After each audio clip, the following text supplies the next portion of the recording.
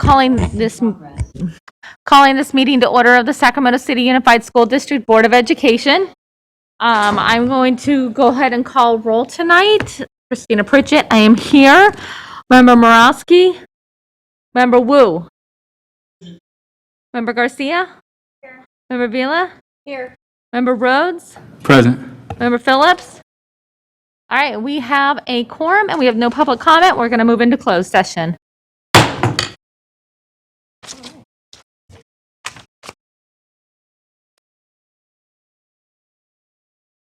Calling this meeting back to order of the Sacramento City Unified School District Board of Education.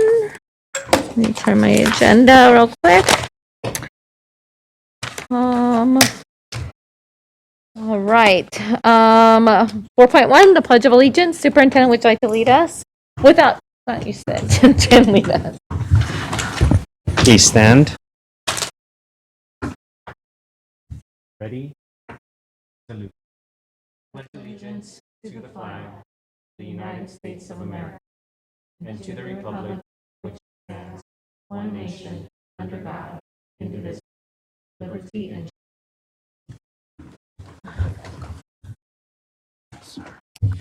All right. Student member Zhang, would you like to say the broadcast statement? This meeting of the Sacramento City School Board is being recorded in its entirety and will be cablecast on Metro Cable 14, the local government affairs channel on Comcast, Consolidated Communications, and AT&T U-verse. Today's meeting will air Monday, October 25th at noon and Wednesday, October 27th at 6 p.m. It is also webcast at metro14live.saccounty.net and can be viewed on Metro Cable 14's YouTube channel. The public has been given the opportunity to address the board through public comment, either by submitting comments which are posted on our website or by speaking during the meeting. Members of the public who wish to speak during the meeting and submit a speaker form will be sent a link to participate. When it is your turn to provide comment, we will call on you to provide comment orally. Your video will not be on. Please always limit comments during public comment to items that are not on the agenda. If you do comment on an item that is, we will ask that you please defer your comments until your item comes up. Thank you. All right. And item 4.3, our stellar student, Jalen Burton, an 8th grade student from Albert Einstein Middle School. I have the pleasure of introducing Jalen to you tonight. Do we have Jalen on?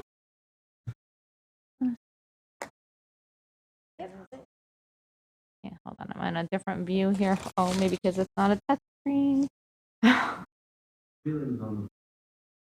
Thank you. Okay, sorry, I had it on a different view. Hi, Jalen, how are you?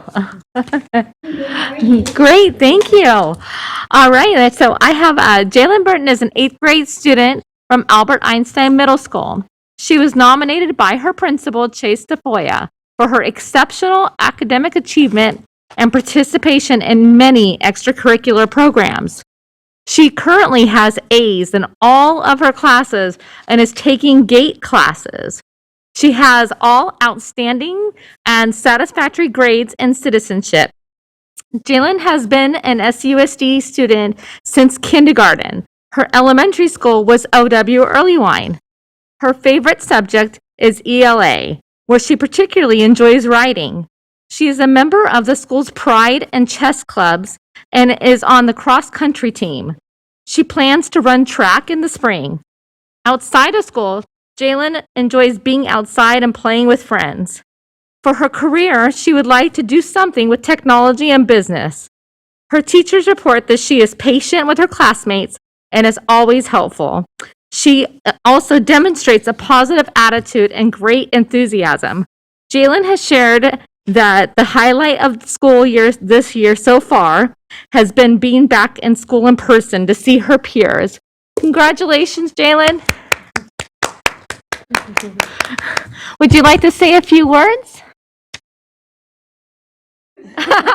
We caught you off guard, didn't we? Thank you. Do you want to tell us something about your school? I really like all the teachers are really Fantastic. Well, thank you so much for your hard work. Both of my kids went to OW and Einstein as well, so I know you're in a good place. Thank you so much. Do we have Mr. Tafoya online? I wasn't sure if he was able to join us tonight. Oh, hi, Mr. Tafoya. How are you? Would you like to say a few words about Jalen? We're just really, really proud of so much proud of particularly when I asked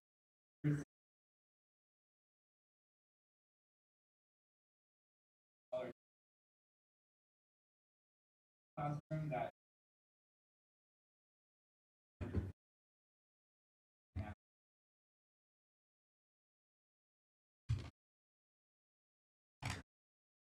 Fantastic. Thank you again, Jalen, and congratulations.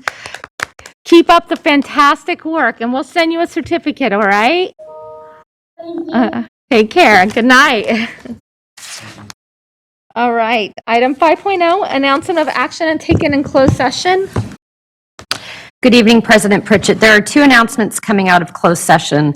The first is that the board approved 3 special education settlement agreements.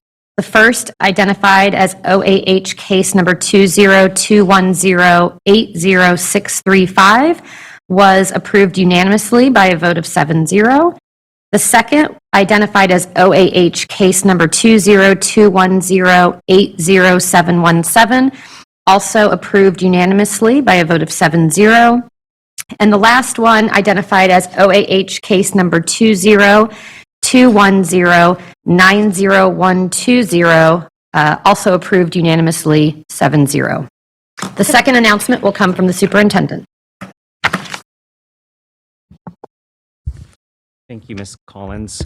I am very pleased to announce that in closed session, the board approved by unanimous vote the appointment of Ms. Mary Cha as principal of Will C. Wood Middle School. Congratulations, Ms. Cha. All right. Thank you, Superintendent. Item 6.0, agenda adoption. Can I get a motion? A second? Second. All in favor say aye. Aye. Thank you. Item 7.0, public comment.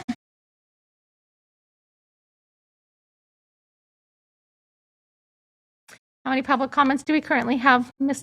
We have no public comment. We have no public comment on 7.0. Okay, item 8.0, special presentation. 8.1, resolution number 3234, recognition of National School Bus Safety Week, October 18th through the 22nd, 2021. Mr. Hill? Yes, good evening, President Pritchett, board members, and Superintendent Aguilar. My name is Ron Hill, and I have the distinct pleasure of being your Director of Student Transportation. I am here this evening not only to recognize Resolution 3234 as National School Bus Safety Week in the third full week of October, but also here to bring some awareness to our students and community as we serve, our community in our yellow school bus. Excuse me. In lieu of actually reading the resolution language, I thought I would give a little bit of information that supports exactly what National School Bus Safety Week is. National School Bus Safety Week was a result of a letter writing campaign to President Dixon, as a matter of fact, in 1969, and it was founded by a gentleman by the name of Dick Fisher, a former school bus driver, instructor, and transportation director in Southern California. Although many districts had put together training practices in place well in probably early 1960s, it wasn't until 1970 when the very first National School Bus Safety Week was held. And next slide, please.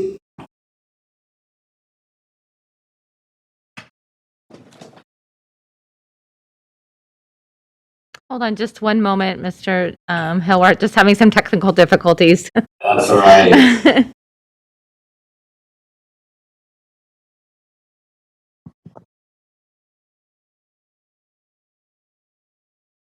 I can certainly go ahead. You can just wait. Ju- The just- volume is way Just hold on one moment. Our volume is extremely high.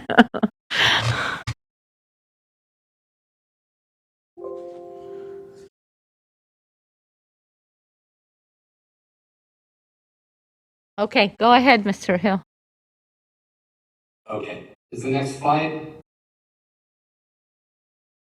We're getting it right slide now. down. There we go. We're running. We're ready. All right, there you go. Awesome. So this particular photo, as many of you have already seen, was taken in 1963 for Sac City Unified School District. This is actually taken back when the district had 2 school bus drivers and 3 actual yellow school buses.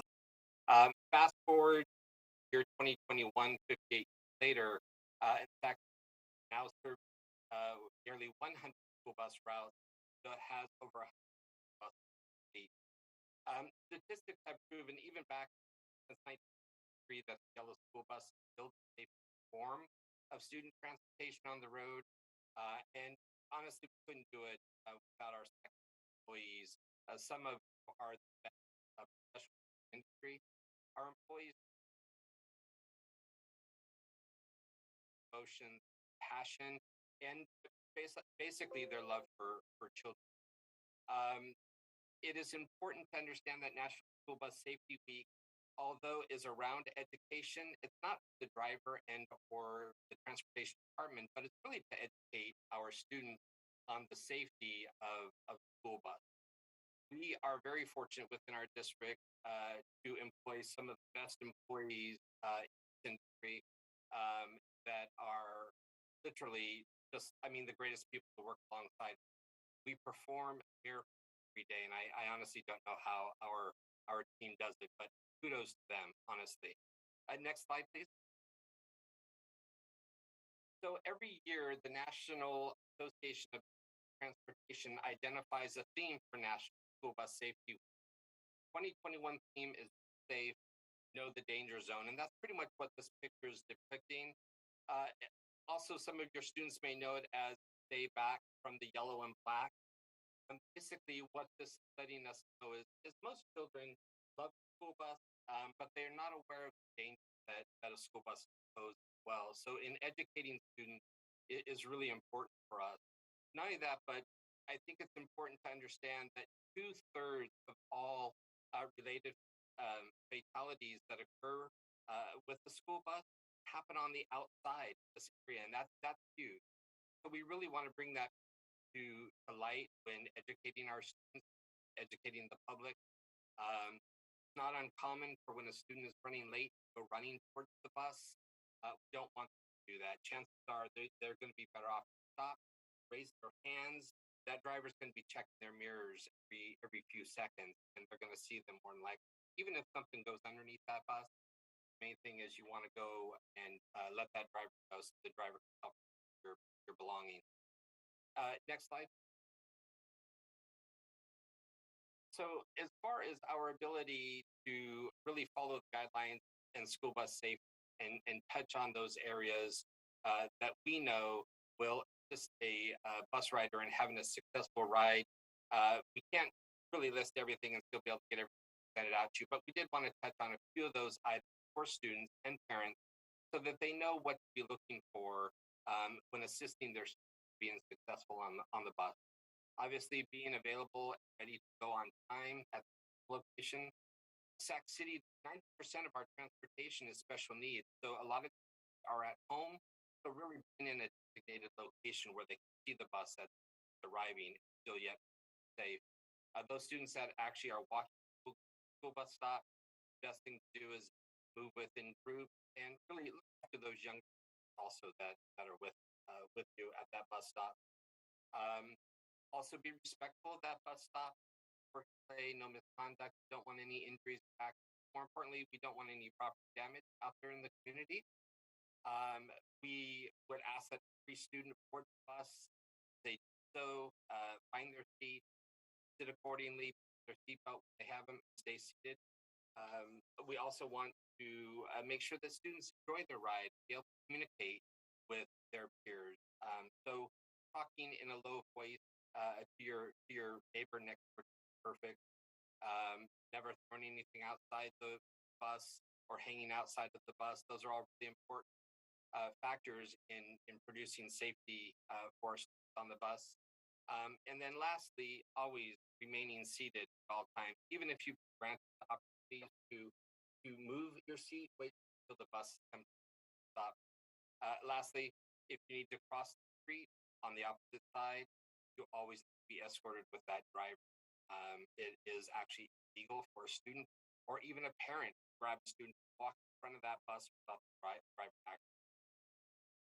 Next slide. So this last slide basically answers questions and answers. Also, post signed, colored by students across the nation, represent national safety theme. That pretty much concludes my presentation. President Pritchett, I'll turn it back to you.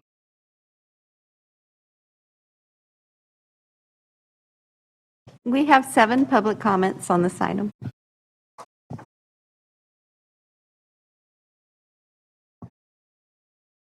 The first speaker is Mo Kashmiri. I just wanted to give my time to other speakers, so maybe they can get through that.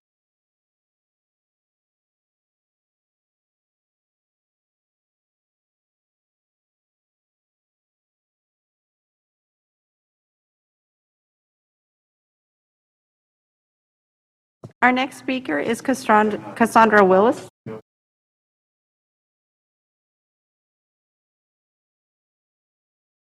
Hello, good evening, everyone. Thanks for having me. My name is Sandra Wills. I am a bus driver with Sacramento City Unified School District. I have been a driver now for 25 years, pushing 26, if God say the same.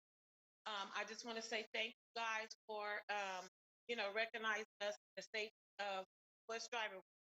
But I also wanted to just come and express myself and my feelings in regards to the safety of the buses that we're dealing with as of today. I'll just say as for myself, like I say, I work for the district. I've been here. I love what it is that I do. I love my little baby that I carry on my bus. But at this point in time, I mean, it's hard for myself and for them to be safe with the issues that we're dealing with COVID.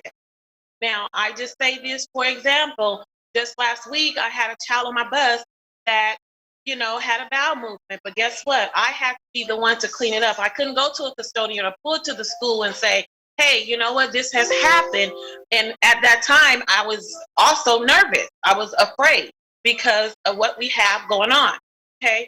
And I just, I just wanted to ask, is there any way that maybe I can get maybe just three of the board members just to come and hang out with us and maybe ride ride our buses and just see what it is that we deal with on the daily.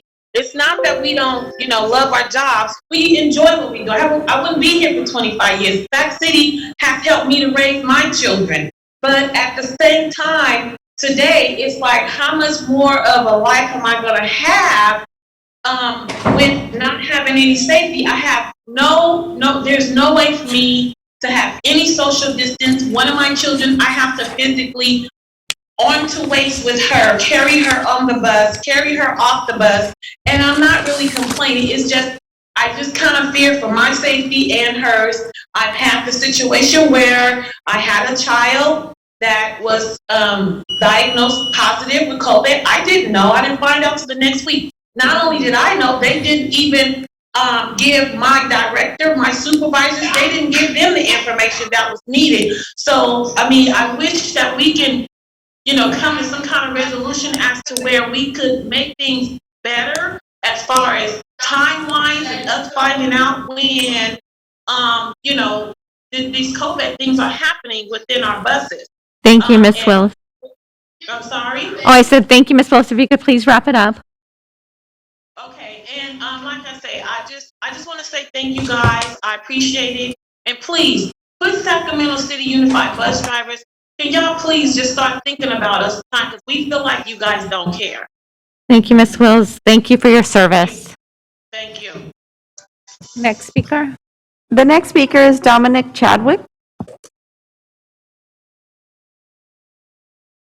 Hello, my name is Dominique Chadwick. I've been a driver with Sac City for 6 years, going on 7 years. Like Cassandra said, obviously we love what do, or we want to put our lives on the line every single day in order to help transport these kids to and from school. However, of course, there are issues that possibly you guys are or are not aware of, as far as why we cannot keep or even bring in drivers. With the licensing and the things that we have to maintain and keep for our certificate, the pay barely allows us to pay our rent.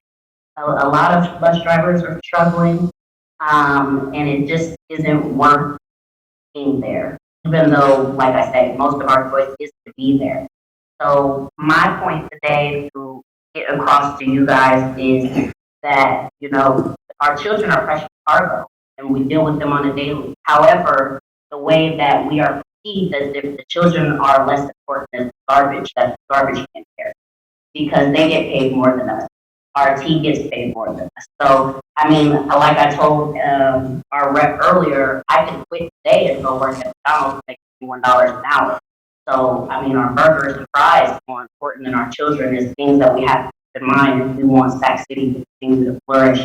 And like Ron said earlier, he doesn't know how we make things work, but we definitely, we work magic every day in order to get these children to school so that the schools can make that money in hope that, at some point transportation will be in thought of receiving some of that. And that's pretty much all I wanted to bring across to the board. Thank you, Ms. Chadwick, and thank you for your service. Our next speaker is Olivia Minor.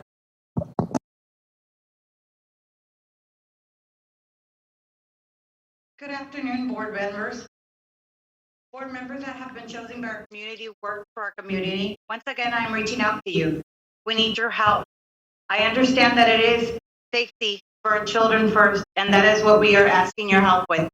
We want to keep our precious cargo as safe as we can by educating them and by having the best employees that we can for this district.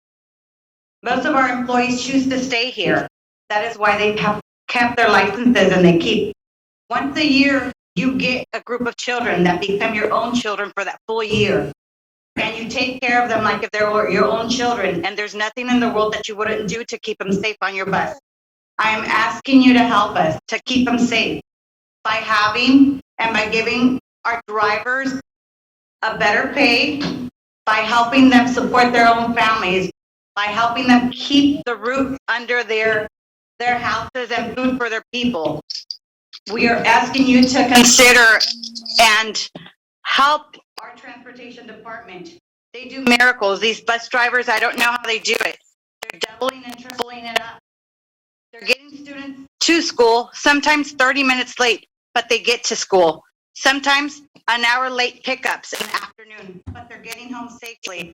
I call on to you to please help our transportation department. We're in dire need of you reaching out to us and helping us. That is it. Thank you very much. Thank you, Ms. Minor. Thank you for your service. Our final speaker is Ramsey Odom. Good evening, board. Thank you so much. My name is Ramsey. I've been with transportation for 30 years. I love this job. I get up every day knowing that I get a chance to change and to encourage these young future leaders that we carry every day. Some kids go through a lot, and we're the first face they see in the morning. They are inspired by us because no matter what kind of day we have to make sure that we be the example for them and let our light shine for them each day so that we can encourage them to do better in school, to do better being children with their parents. We have a lot of roles that we carry as bus drivers.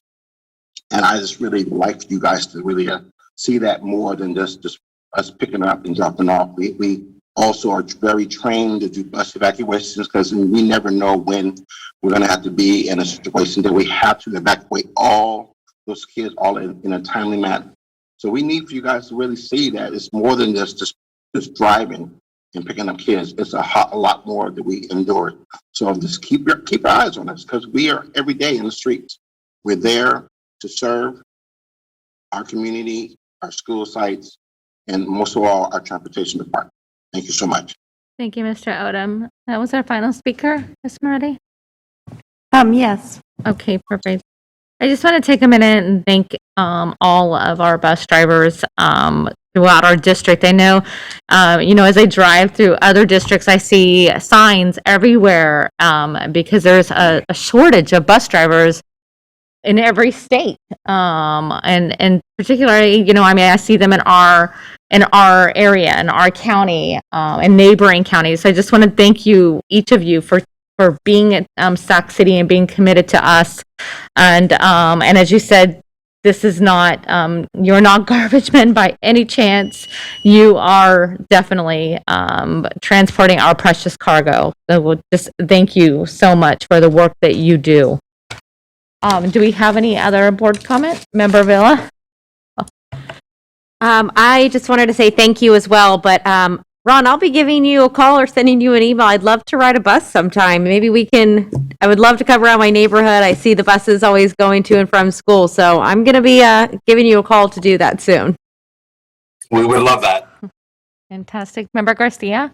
Yes, so thank you. Thank you for educating us. I think this was just a great reminder of all the real important and hard work that you're doing, especially during these trying times. So I just want to thank all the bus drivers. And thank you for choosing to stay in Sac City Unified. I'm just very grateful for that. I do want to accept the invitation to ride the bus. I look forward to that. I do have one question and then two questions. One, you mentioned that 90% of the bus services right now are for special education. I'm just wondering, what is the other 10%? Just wondering if we're meeting all of the special education busing needs at 90%. And then I have a question after that. Sure. What I mean by is 100% of our department, 90% of it serves our exceptional needs students. So yes, we are meeting 100% of those bus routes.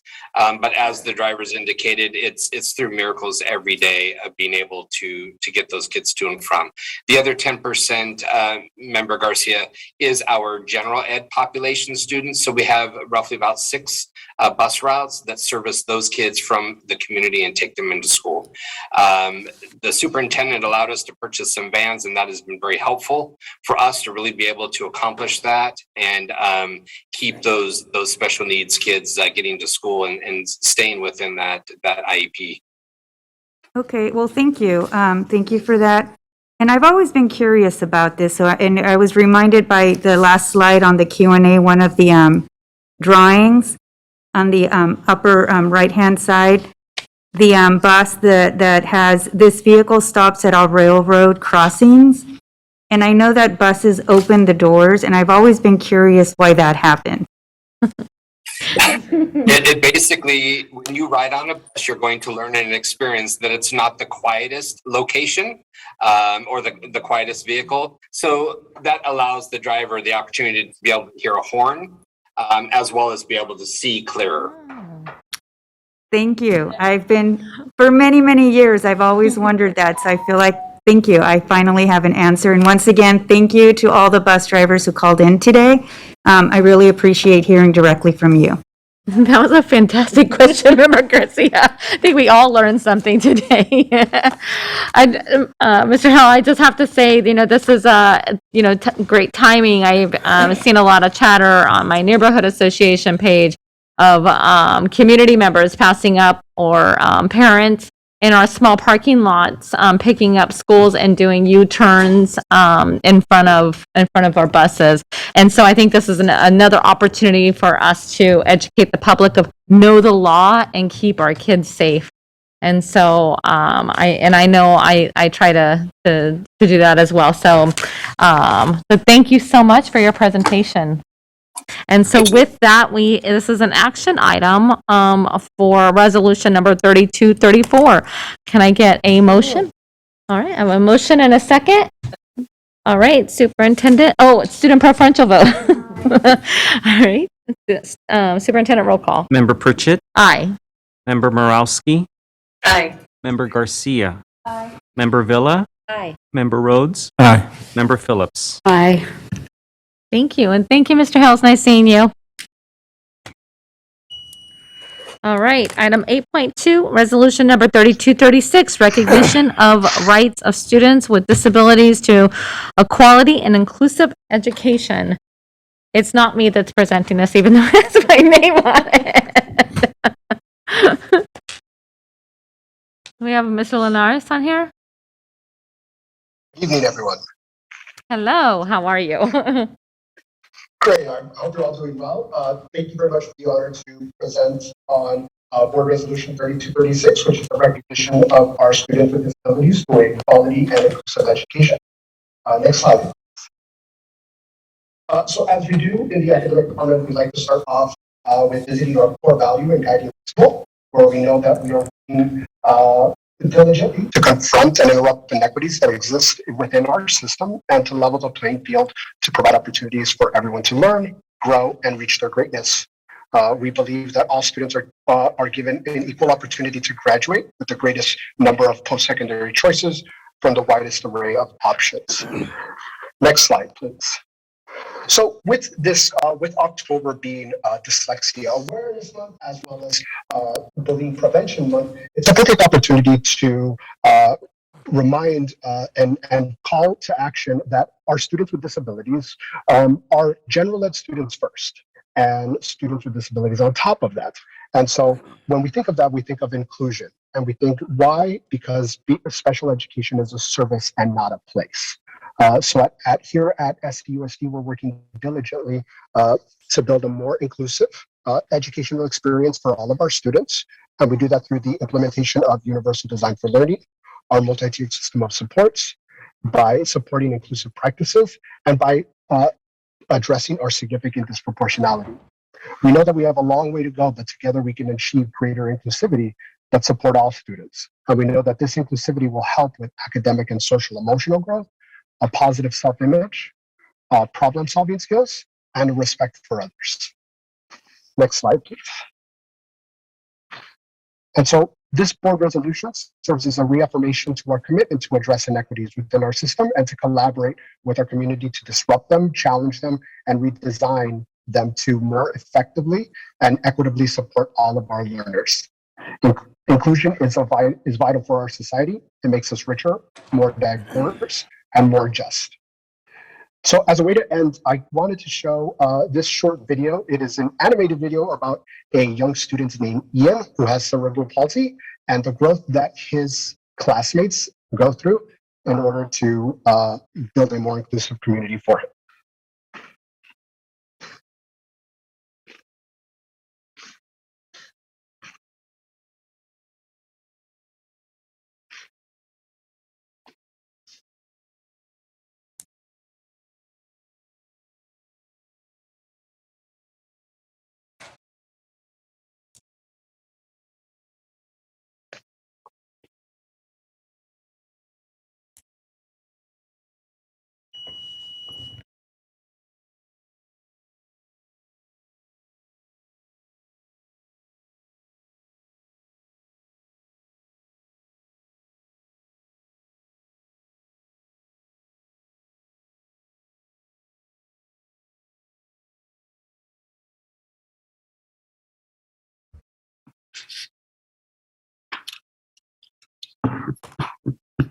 We could just pause the video. I believe that we're supposed to be hearing audio. We're just having a few technical difficulties.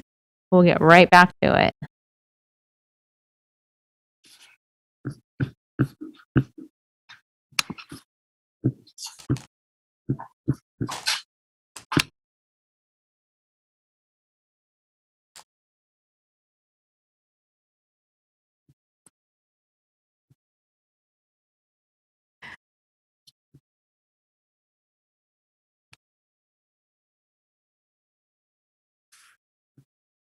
Almost positive we're doing my search.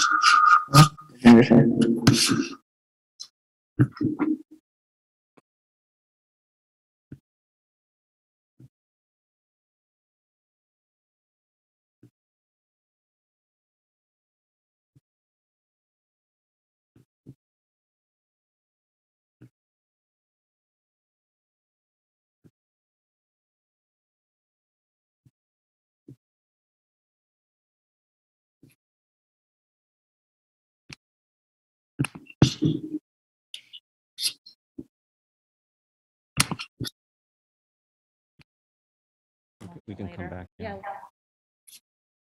If you're not able to get the video up and going, we can, oh, there it goes. Okay, thank you.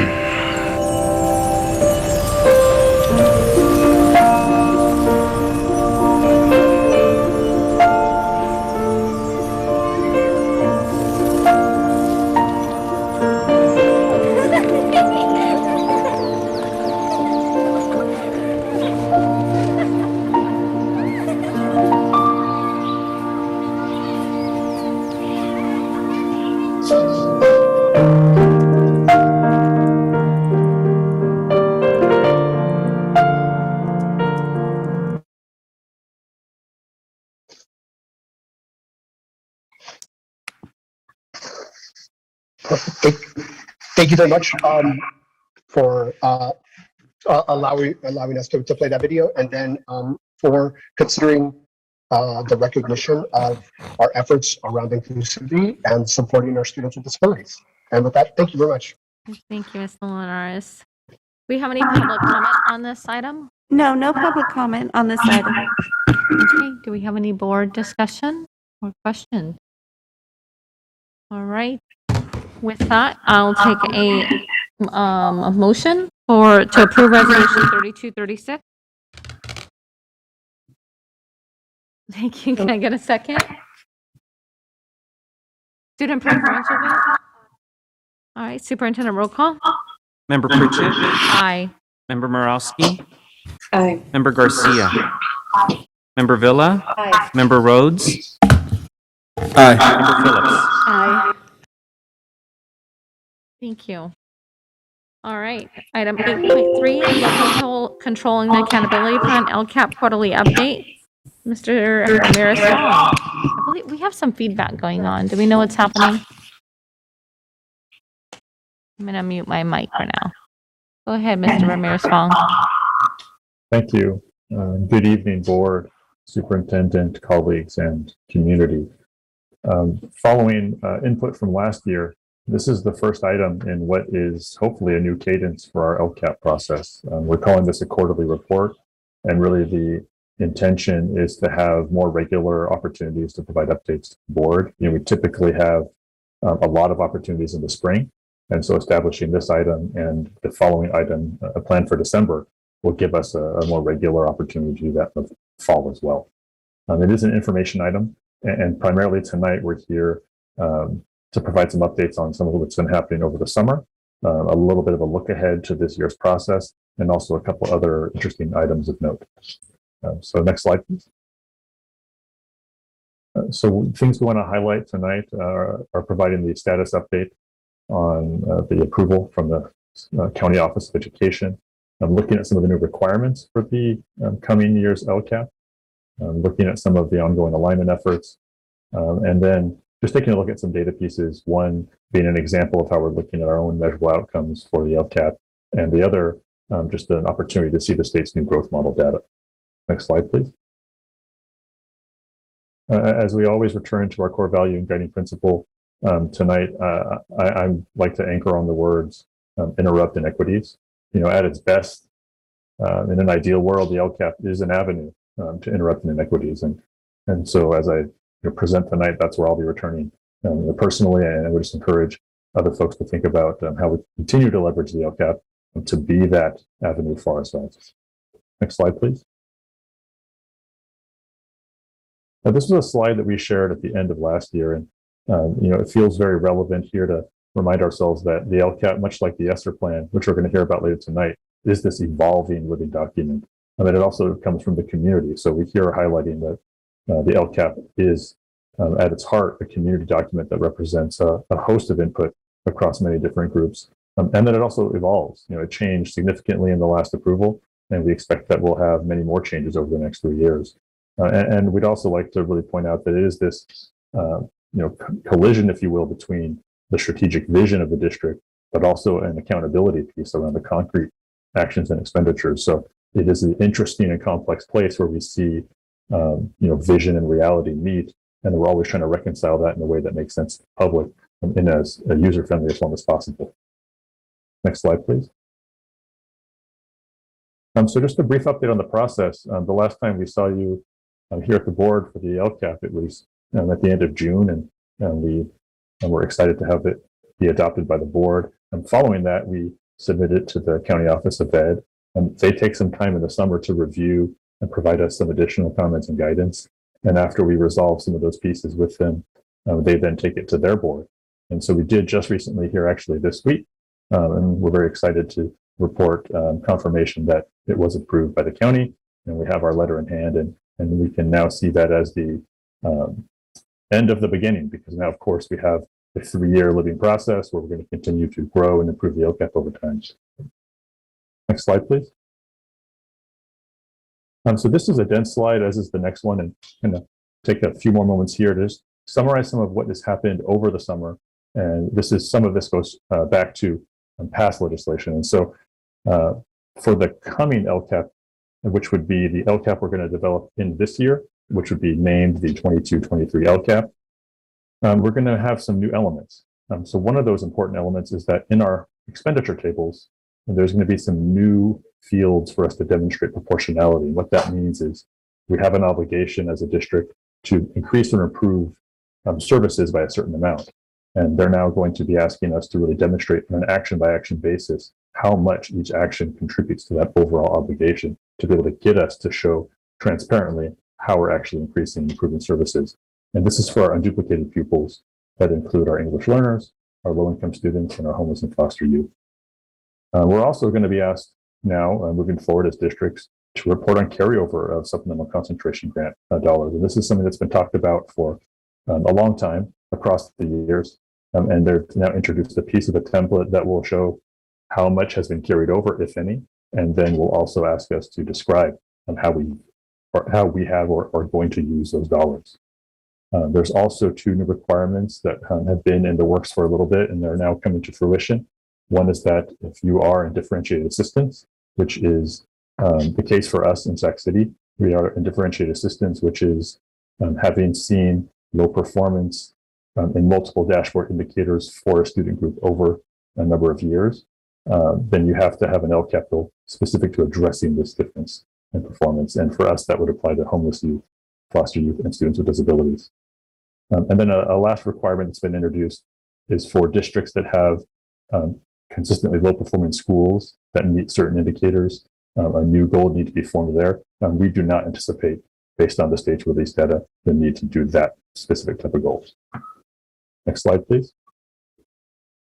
An additional requirement that will be coming in February, or you'll be seeing in February, is a supplement to the annual update process. So this is going to be a separate document component that will allow districts to describe how they've been using some of these dollars across the various funds. So this would include ESSER 3, additional concentration grant dollars, some of the other buckets, such as the other ESSER funds, ESSER 1 and 2, GEAR funds, just to be able to provide transparently a high-level sense of how all these funds are being brought to bear to support students, how they align with the LCAP, and what has occurred in the planning for those funds.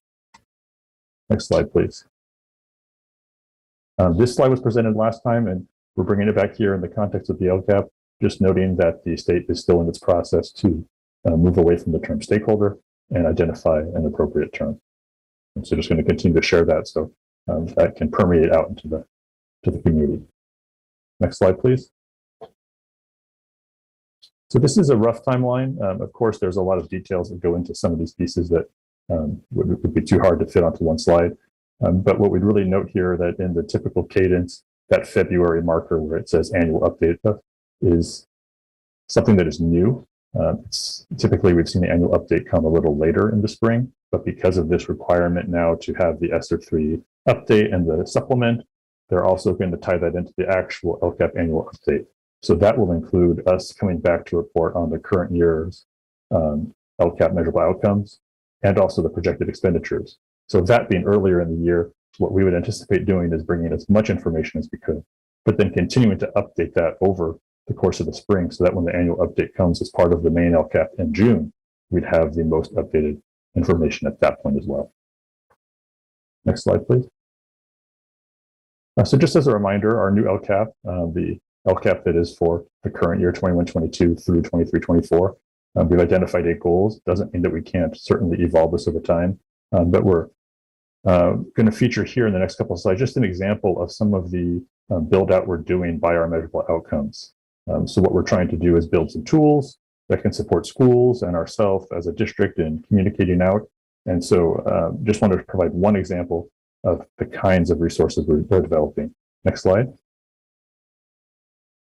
So this example will come from goal 3, which is our tier 2 and 3 and integrated supports goal. Next slide, please. And you can see here it situates within several other metrics. So we're going to be looking specifically at 3E, which is the provision of responsive services for our students who are identified in our identification and intervention system. Next slide, please. So for each of the the metrics, we're trying to provide some context to say, what's our baseline? What's a moving target, and those targets can change, and I'll speak to that in a second. And then also, what's the variance? Where do we see some of our populations much further away from the baseline or much farther below the baseline? And then if you move to the next slide, you can see we're building out some charts that will allow us to actually see where our different student groups perform. That dotted red line speaks to the target.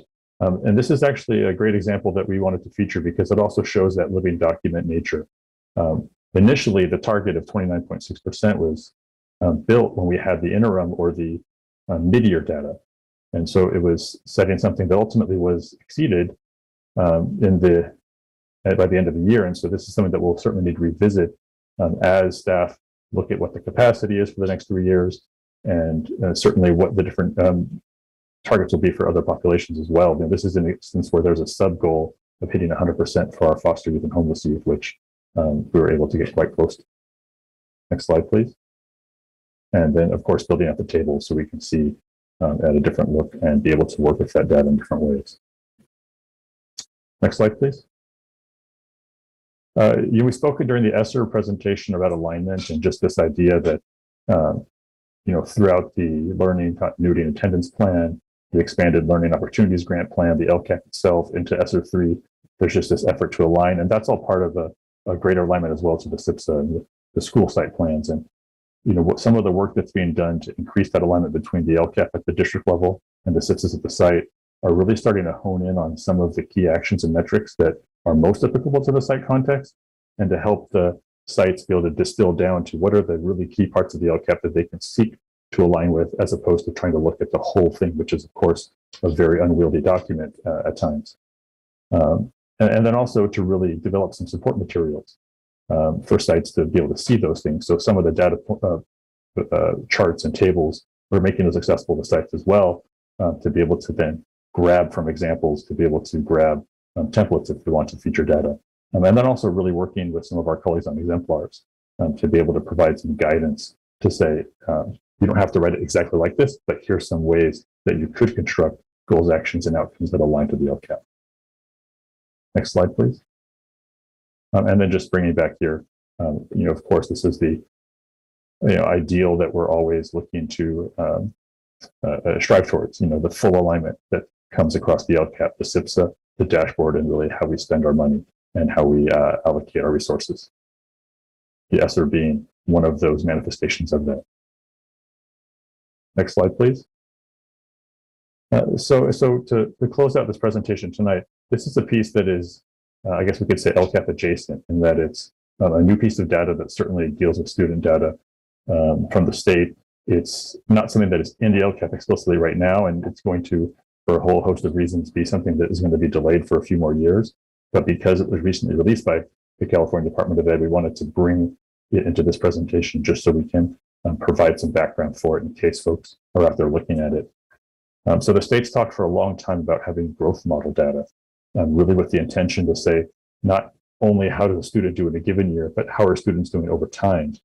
And they were able to finally do this with data from the most recent 3 years of their state testing, which of course now is a few years ago because of the delay in COVID. And so what we're sharing tonight is just a very high level overview of what this is. And with the knowledge that we'll be back in future years to talk more about this. The one key note to make as we share this brief overview is that the state has been clear this is not actionable data because it is historical data. It's old. And so it's not intended to be used to drive major decision making at this point. But this is more of an educational component to help understand what is this data. So again, it's the difference between how are students doing in 1 year to the next relative to how well they're expected to do.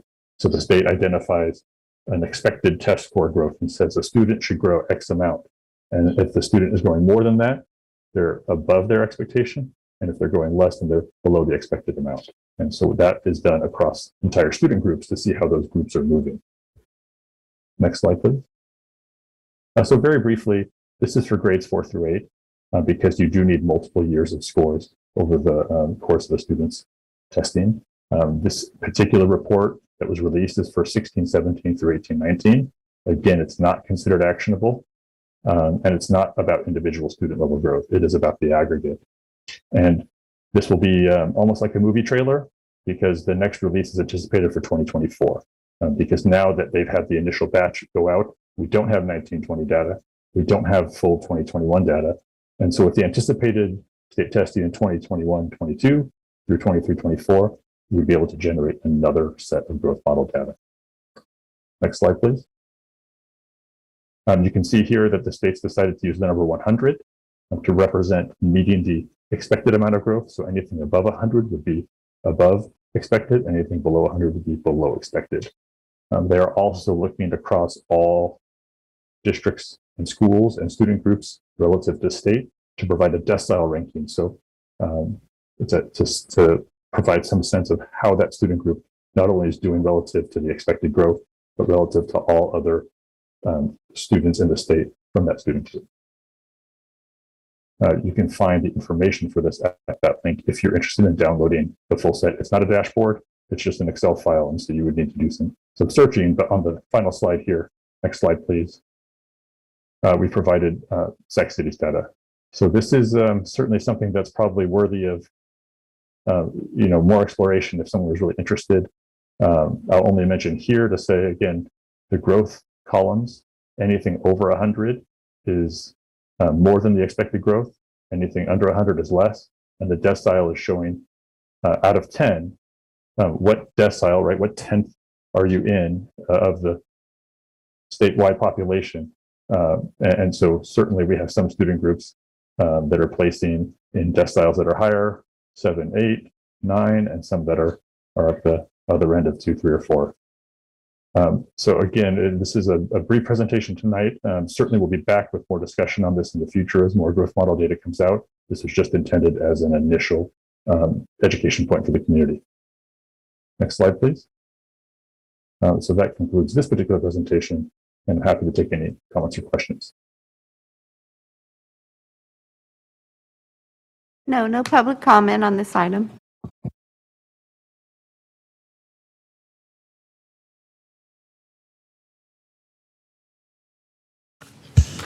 Just a quick question on that the last slide that you showed on the student group in math and ELA. I'm just looking at the English learners and English learner only.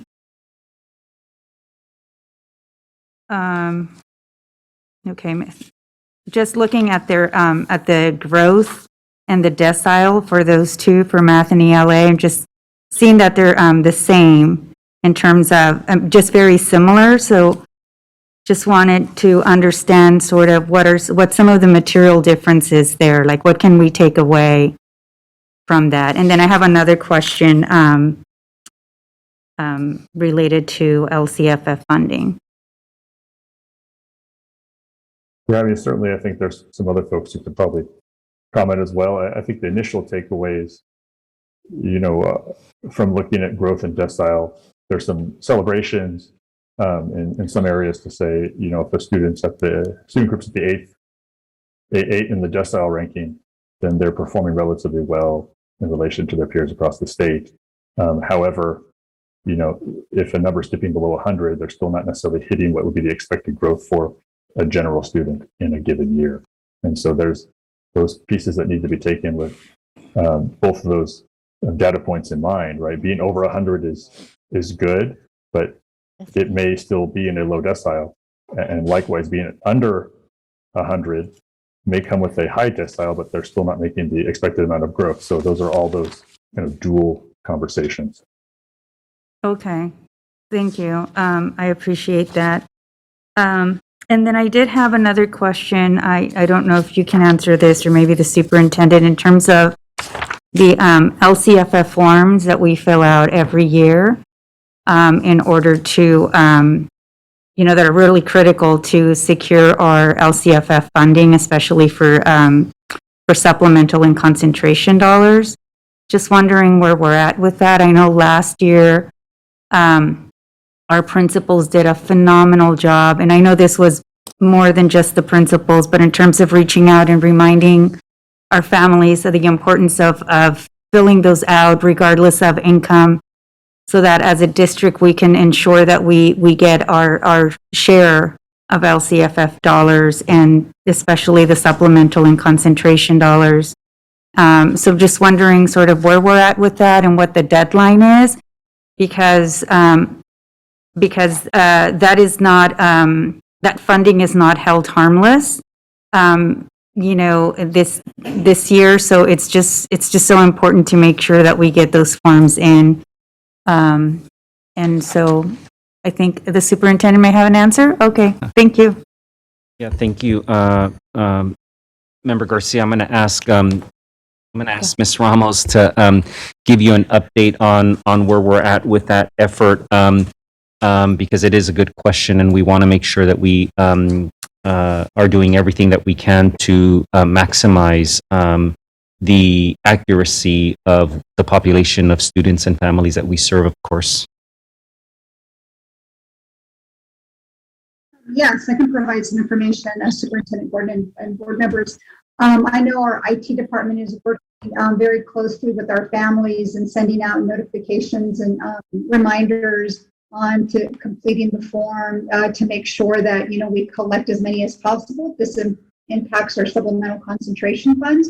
And it will be so important this year, especially because of the extra concentration money that we're getting.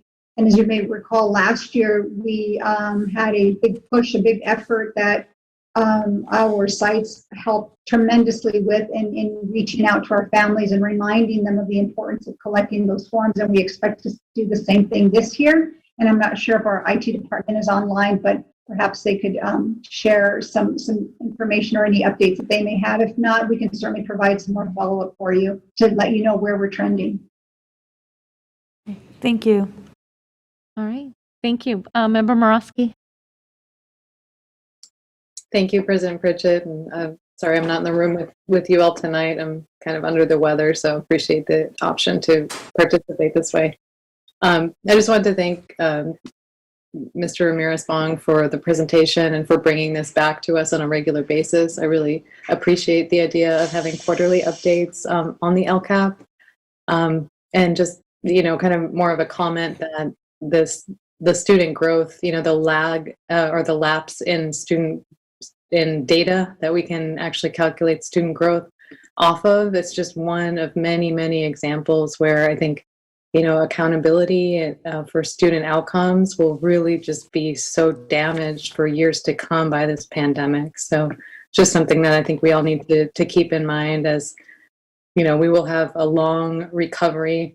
And it's just, it's one of those many tragedies, I guess, of the pandemic is the difficulty this poses for actually knowing where our students are and helping them grow. So appreciate your attention to it and giving us that preview. Thank you. Great. Thank you, Member Morosky. Do we have any other board comments? All right.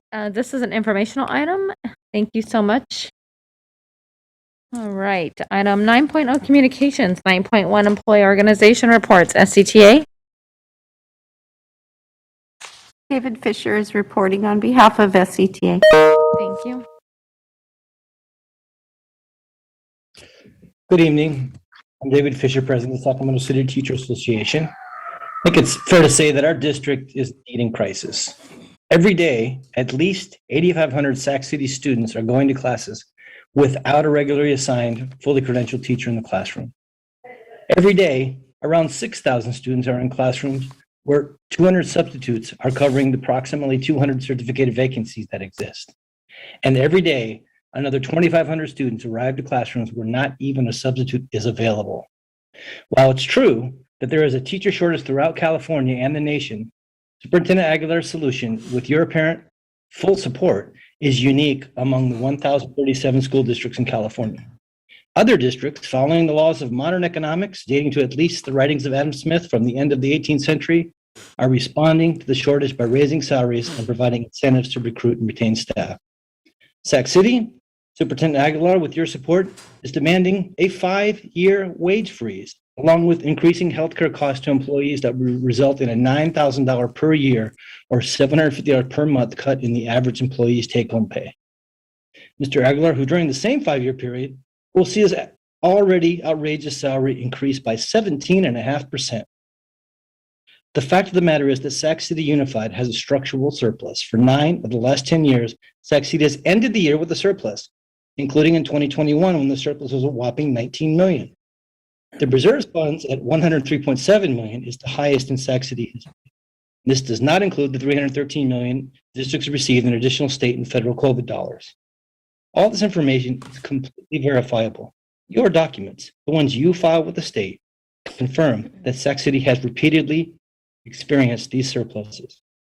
Additionally, yesterday, Governor Newsom announced that California expects to end the year with another major surplus, just like Sac City. As a result of the state budget, Sac City will be required to spend down its historically high reserve to an approximately 60 million in response to a state mandated reserve cap. Furthermore, you continue to needlessly aggravate the situation around the vacancies with layoffs year after year. Last year, you laid off 136 certificated teachers. You tried to call them all back as we told you you would. Many of them had left. You laid off Spanish teachers. Guess what? You don't have Spanish teachers. Actually, we heard through our last bargaining session that the new plan is to give Spanish lessons online with substitutes in the room. And here's the thing. It's irresponsible to do that. And it's even more responsible to, there's no scrutiny. We've never heard anyone in a public meeting, and it has to be public, say, hey, why did we lay off all those people that we had to call back again and again every year? It's also responsible to fail to take action to provide teachers that the students currently don't have. Every Sac City student deserves a teacher. It's even more responsible for an entity that claims to hold, quote, equity, access, and social justice as its operating principle to vote to increase the salary of the superintendent and the chief business officer while demanding that certificated and classified take wage freezes and take $9,000 per year cut in their take-home pay. The fact that you have approved the increases for Mr. Aguilar and Ms. Ramos, and that you allow the district to pay for your catered dinners for all these meetings indicates that you know there's no fiscal crisis. Because if there were truly a fiscal crisis, how could you ever in good conscience approve annual salary increases for Mr. Aguilar and Ms. Ramos that exceeds what hundreds of classified staff make in an entire year? And how could you ask taxpayers to pay for your meals when your decisions will make it impossible for some staff to feed their families or even to stay in the profession? For those of us who frequently watch these meetings, it sometimes feels like we're living in an alternate reality. You claim the district is on the brink of insolvency, but it has the highest reserve fund in history. You claim to believe in, quote, equity, access, and social justice, but only approve increases for the district's top 1% while demanding life-changing givebacks from the other 99%. And the list goes on. The district has a crisis in leadership. It's time that you do something about it. Thank you. Thank you. Item 10.0, board workshop, strategic plan and other initiatives. Oh, excuse me, President Pritchett. We have public comment on item 9.1. Yes, we do. I apologize. Go ahead. That's from Mo Kashmiri. Okay, thank you. Hi, this is Mo Kashmiri. I wanted to give a quick update around the SEIU stuff. As for SEIU, as you know, I'm the labor rep for the classified employees. I do want to say that the bus drivers, we have a dire shortage right now. We're 20 bus drivers short. That means that the students get left behind, get delayed. It means that there's more challenges with COVID, because then that means more kids are squashed onto the buses without social distancing. It also means that not only do we have one bus attendant, Barbara Moore, who died of COVID, we also have another that's still on oxygen right now trying to survive. Instead of empty resolutions that are supporting the bus driver staff, I would hope that we would take some concrete actions to change things. Right now, they're dramatically underfunded, and they're not competitive with other areas. Right now, the max that a school bus driver can make is $20.49, even if they've been there for 20 years. But we know that other areas, like for example, at Washington School District, you can make $31.50 an hour. In Folsom Cordova, you can make $30 an hour. RT is $50 an hour. That's all within less than 10 miles from Sacramento. We can't fill these positions, and we need to be able to do the basics of not just getting enough teachers and subs so that we can have kids educated, have enough buses to even get the kids there. So we're asking the board to actually make a change, and have a real discussion about changing those working conditions instead of just passing resolutions that sound good. If the bus drivers received even half of the increase is what the superintendent makes, they'd be doing just fine, but they're not getting that equal treatment. We want you to start treating the frontline staff like they matter. These are our communities. I don't think it's too much to ask that they need to have more than one job just to get by. One job should be enough. This district should be able to take care of the folks that are taking care of our kids. And these are the community members. Their kids are the ones in the schools, right? We need to support our community and our staff in a way that we haven't done for us. Thank you, the Ms. fact that- Cashmere. Can you please wrap it up? Yep, the fact that there's no contract facing for them. Them finding out that students on bus road for over an hour have COVID, they aren't told that they can't coordinate. That's the problem. We need you to fix these problems instead of just passing, doing fluff pieces and having resolutions about how great they are. Thank you, So we Mr. want to see Cashmere. Could you action, please wrap it not up? just words. Thank you. Thank Appreciate you. All right. Item 10.0 was that the only public comment before I move on? Yes, it was. Okay, thank you. Item 10.0, board workshop, strategic plan and other initiatives. 10.1, adoption of state seal of civic engagement criteria. Ms. Espinoza and Ms. Kingston. Hi, good evening, Superintendent Aguilar, Board President Pritchett, and members of the board. My name is Christina Espinoza, and I serve as the Director for College and Career Readiness. So over the last year, we have had the pleasure of convening with a group of amazingly committed individuals. And to develop the state seal of civic engagement. So today we are excited to share with you the criteria that has been developed, and Ms. Janet Mann will start us off with walking us through exactly what the state seal of civic engagement is. So Ms. Mann. Next slide, please. Oh, thank you. Good evening. My name is Janet Mann. I currently teach at West Campus High School. I'm really excited, actually truly excited to be in front of the board tonight because I chose to return to the classroom in 2019 after working at the California Department of Education as a consultant that originated the state seal project after AB 24 was signed into law by Governor Brown. I returned to the classroom to make sure that students have the opportunity to earn the seal, essentially walk the walk instead of telling people what civic learning was or is. Now more than ever, we need students who can demonstrate civic knowledge and skills. We hope that beginning with the class of 2022, all Sac City USD students will have the opportunity to fulfill the 5 criteria to earn the seal by understanding our democratic system and participating through the 5 state adopted criteria. Next slide, please. In September 2020, the California State Board of Education approved a set of criteria for students to fulfill for them to earn the seal affixed to their transcript or diploma. Students need to know the nuts and bolts regarding our democratic republic works, but also need opportunities to interact and participate in it. The state seal of civic engagement revolves around students planning to take action to address an issue in their community from local to global.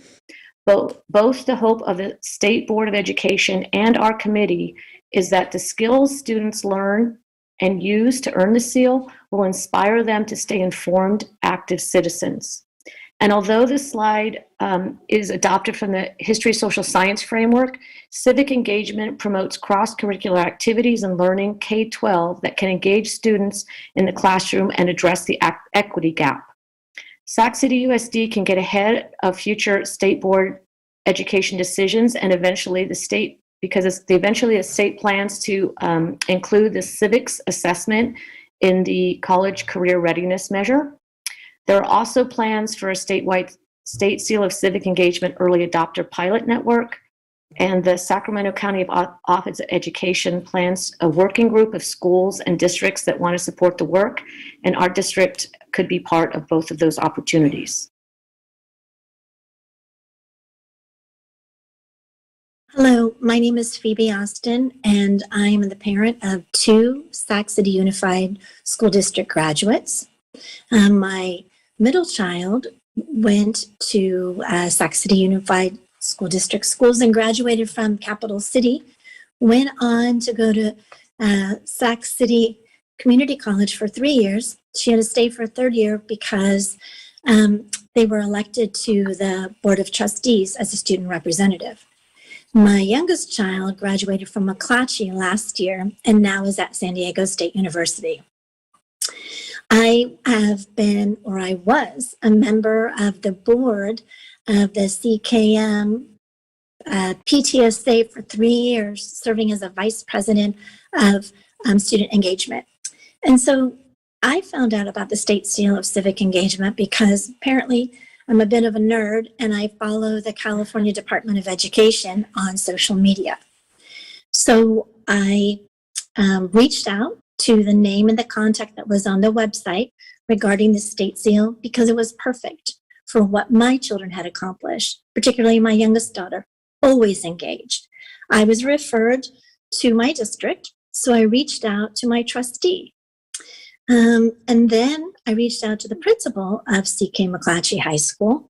And then I tried to convince and engage the PTSA on this idea of the State Seal of Civic Engagement. Where I ended up was on this work group. I've been meeting with these dedicated parents, administrators, district representatives, and teachers since the spring of 2020. And I'm pleased to say that we have really reduced our goals to just 2, and we're about to accomplish them with your support. The first is to award this inaugural State Seal to the class of 2022. The second is to perpetually award this State Seal to graduating classes of deserving seniors. And the third is my personal goal, which is for all of these endeavors around the State Seal to really be led by students, the ones who will be earning the seal. Thank you.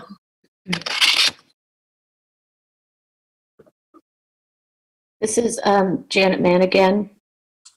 As the consultant in charge of initiating the State Seal of Civic Engagement project, I can tell you that many educators from across the state gave input to the criteria, as well as any California civic education leader or civic education organizations that were interested. While forming the criteria, all California students were included for consideration, including houseless students, foster and incarcerated youth, and students with special education services. Both current State Superintendent of Public Instruction, Tony Thurmond, as well as former Superintendent Tom Torlakson are in full support.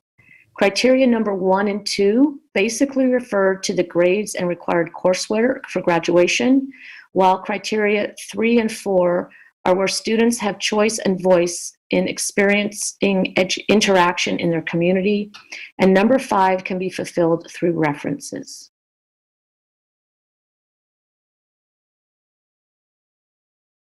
Next slide. Good evening. I'm Huling Lee, the Executive Director of Authentic Preparation today, a statewide work group that has been collaborating with the California Department of Education for the past 3 years to develop and support the State Seal Civic Engagement. And I've been brought on board to support Sac City's State Seal efforts. As a former low-income English language learner, I am passionate about civic engagement learning because it makes learning relevant, rigorous, and engaging for all students. And it's critical for helping students who have been marginalized and ignored by our institutions of governance to know that they have the power and agency to make a positive impact wherever they are.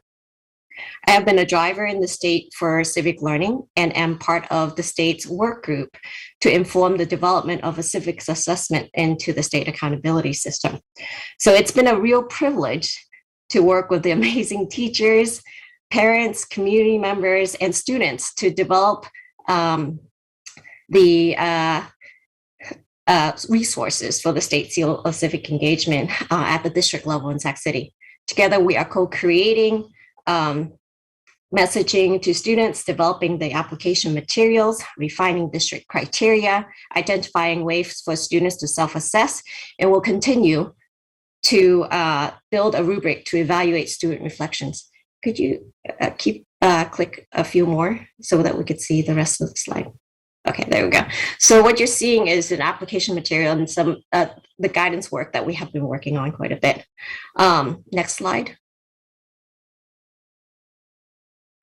So our goal is to enable all graduating students at Sac City to be aware of and access the state seal this year. We have an ambitious goal, given the importance of this work, to strengthen the Sac City community while elevating student agency and engagement. This is a timeline to get a general idea of what needs to happen when. We need to submit the list of all qualified recipients to CDE by April in order to confer the awards by May. Building in time for student projects, applications, application reviews means that we need to build school site awareness and support for the State Seal civic engagement within the next 2 months after the meeting today. And now I'll pass this over to Phoebe. Next.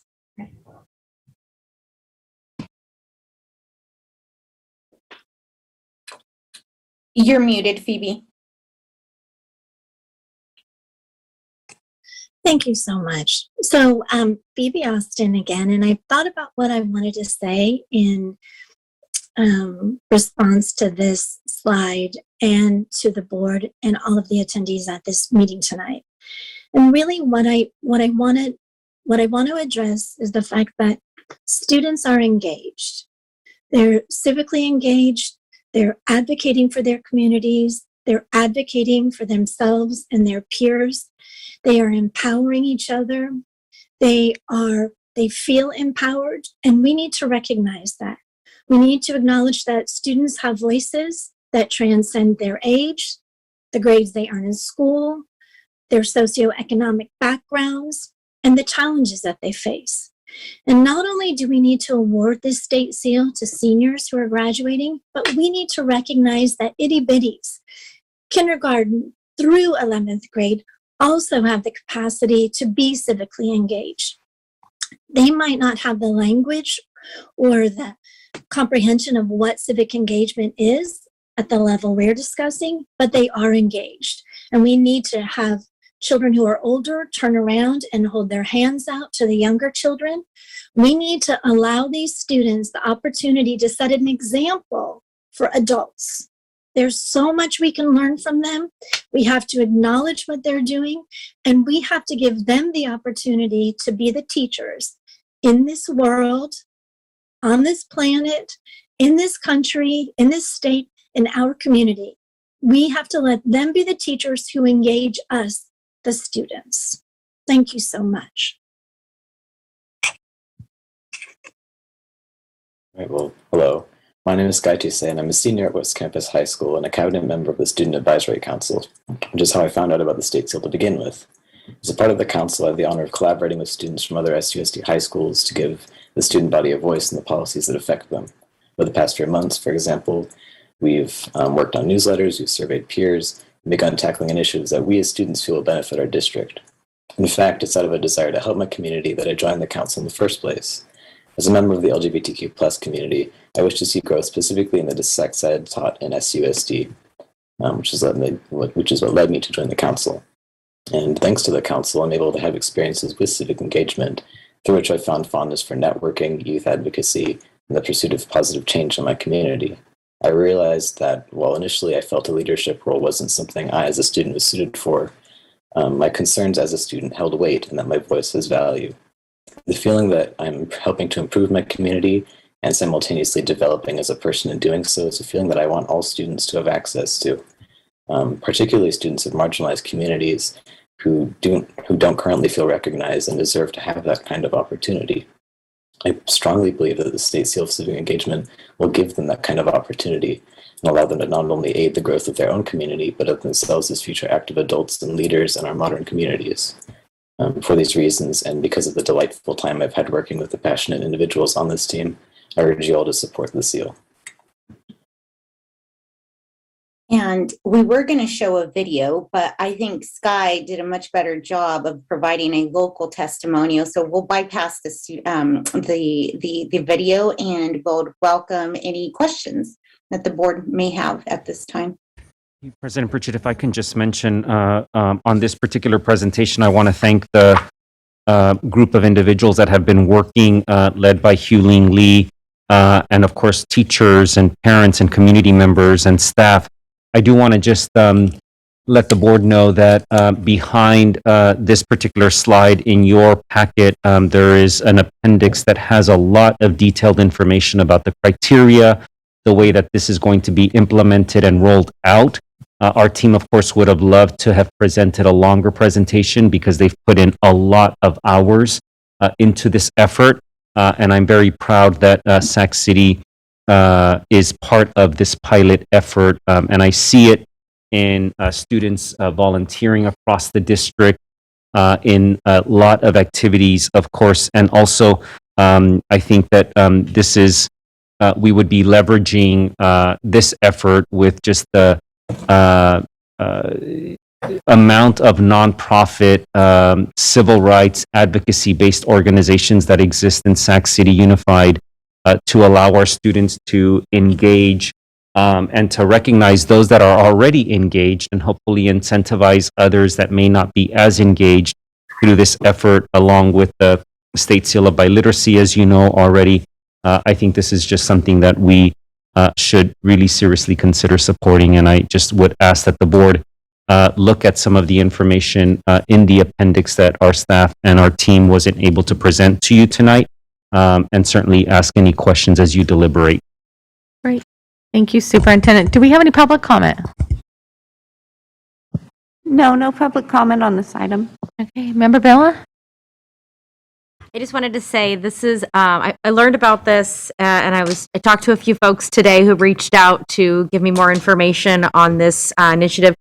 This is wonderful. I wish this was something that was around when I was growing up, because it's really hard to know who to contact and how to reach out regarding this type of work. This is really, kids are already doing this work, so to give them a path and to give them the tools and support is amazing. This is something I'm really excited about, and I plan on reaching out to you all because I want to, any way that I can support getting these in the schools and getting more students engaged. This is a wonderful program, so I'm really thankful and appreciative of all the work that you've done. Okay, thank you. Member Morosky? Thanks so much. And just echoing Member Villa's comments, just to thank all of the teachers, administrators, parents, students, all the volunteers, everyone involved in this process. It's really exciting and heartening to see. I particularly wanted to thank Phoebe. She has taught me to always trust students and believe in their voices, and I have never once been disappointed in following students and what they are saying. So and just tonight, Sky, I think you did one of the best sales pitches I've ever heard on. So just really kudos. I'm so pleased to be able to support this.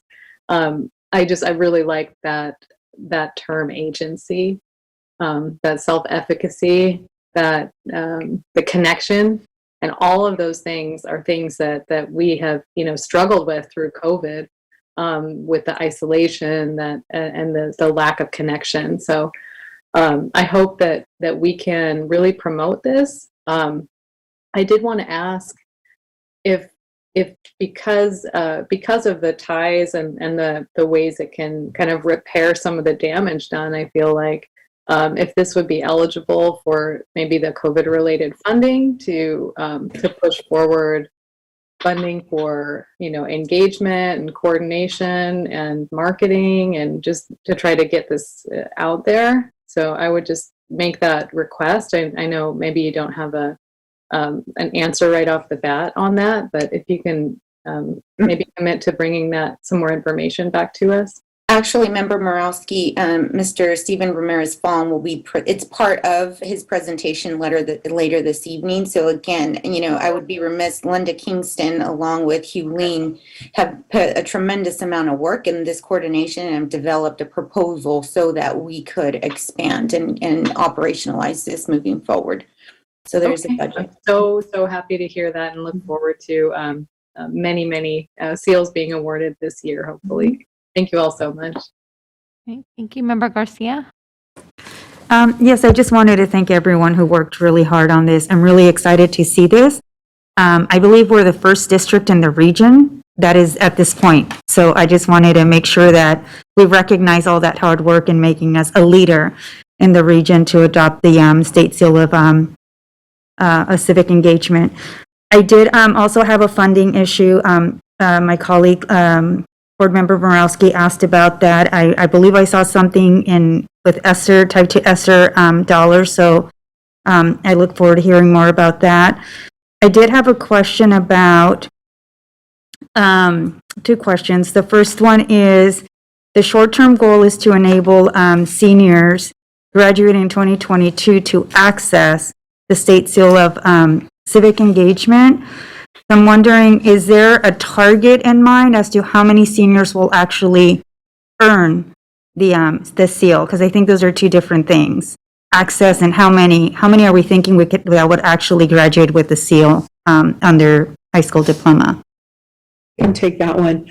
That was a driving question, I think, for this committee, was making sure that this seal has access to all of our members of our senior class.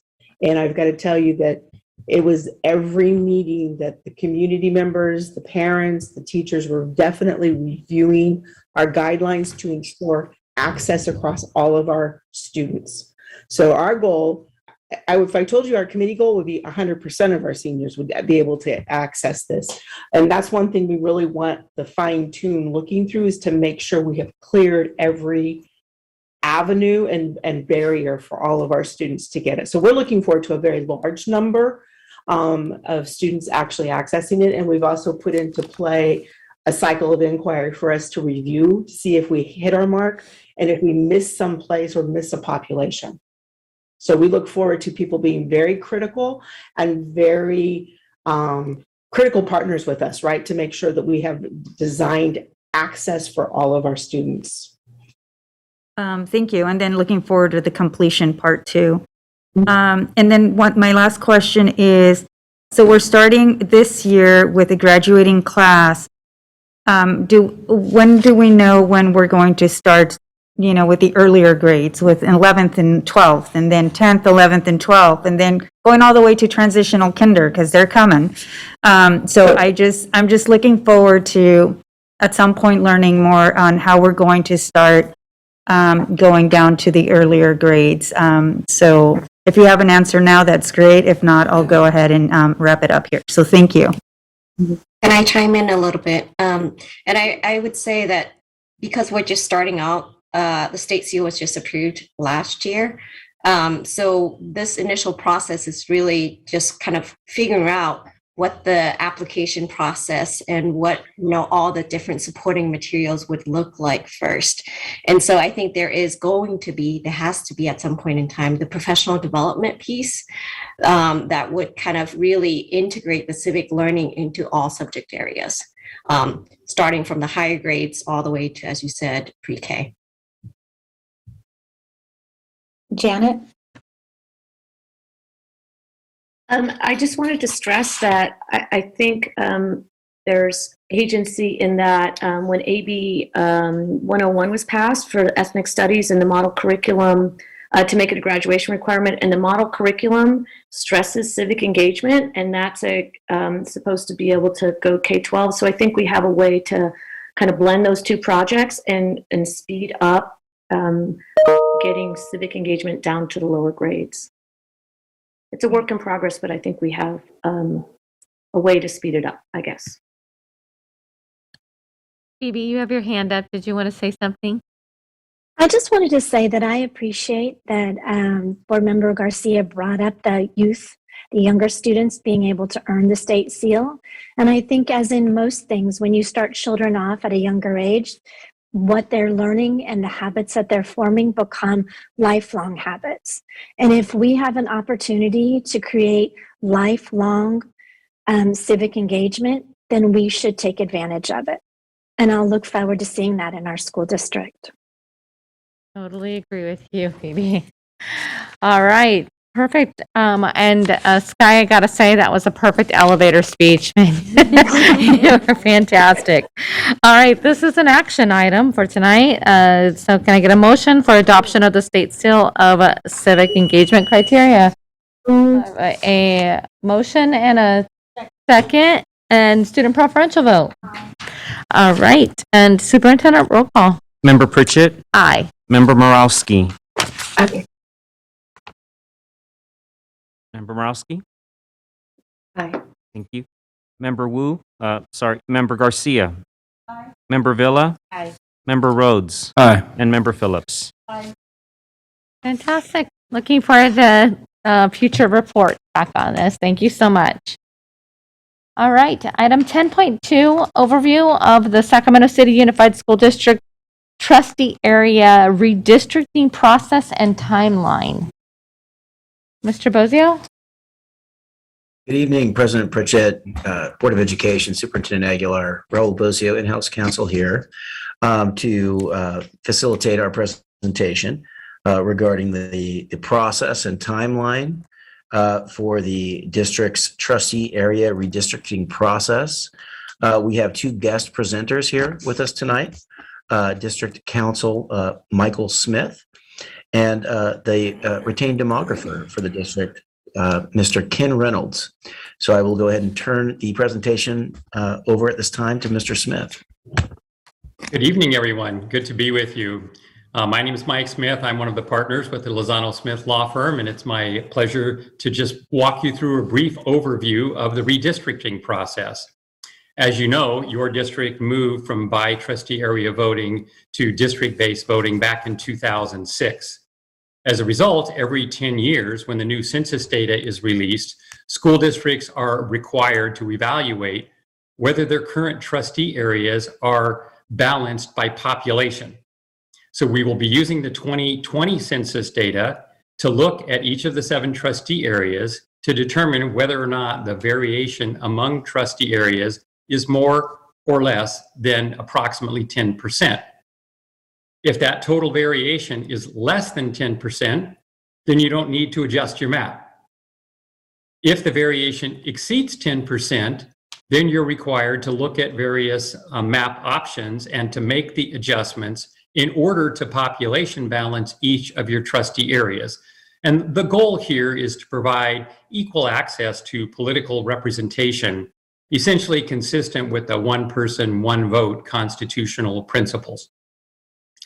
In terms of a legal framework, unlike the process that you went through back in 2006, where you were subject to a lot of procedural requirements under the California Voting Rights Act, here we have discretion and we don't have a lot of law. Essentially, the only legal requirement is that we conduct public hearings and that we adopt a map that is population balanced and that we conclude that process prior to February 28th, 2022. And what the Education Code statute says is if you get it done in a timely fashion, great. We notify the county superintendent, we notify the register our voters. If you don't timely act, then the county superintendent, in this case David Gordon, is required to act on behalf of the district and then adopt maps that are population balanced. So we have discretion with respect to our framework. So exercising that discretion, the district has developed a process to provide for community input and transparency and board involvement, even though it might not be required procedurally by the law. So our goal is to create a district website in which we will have information about the redistricting process. We will develop a series of frequently asked questions to provide information to the board and the community. And all of the presentations that are done in the public arena will be posted on that website so that the community will have access to see current trustee areas, the terms of the trustees, what the proposed maps look like, and to provide their input. Ken Reynolds, our demographer, is going to walk you through how you calculate that 10% deviation. He's going to give you an overview of what your data looks like and then talk to you about his process. So timeline, no action is needed tonight. This is informational only.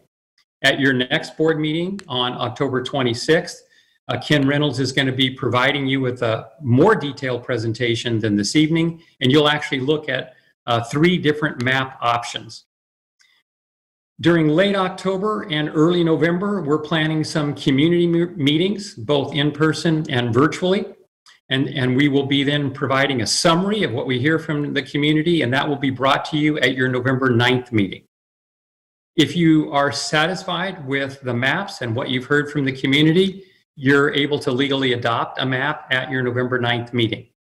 If you need more time, the December 14th, your annual organizational meeting, is also a time in which you can add. So you're not going to be hopefully under a lot of time pressure because of the structure and being able to bring this to you starting now. Our ultimate deadline, as I indicated, is February 28th. And then the Registrar of Voters will implement your new map and have it ready to roll by July 6th. And then it will be implemented for the November 8th, 2022 election. So that's the overview of the process and the timeline. And with that, I will turn it over to Ken Reynolds, who will walk you through a brief slideshow to talk to you about what your data looks like and map options. Thank you, Michael.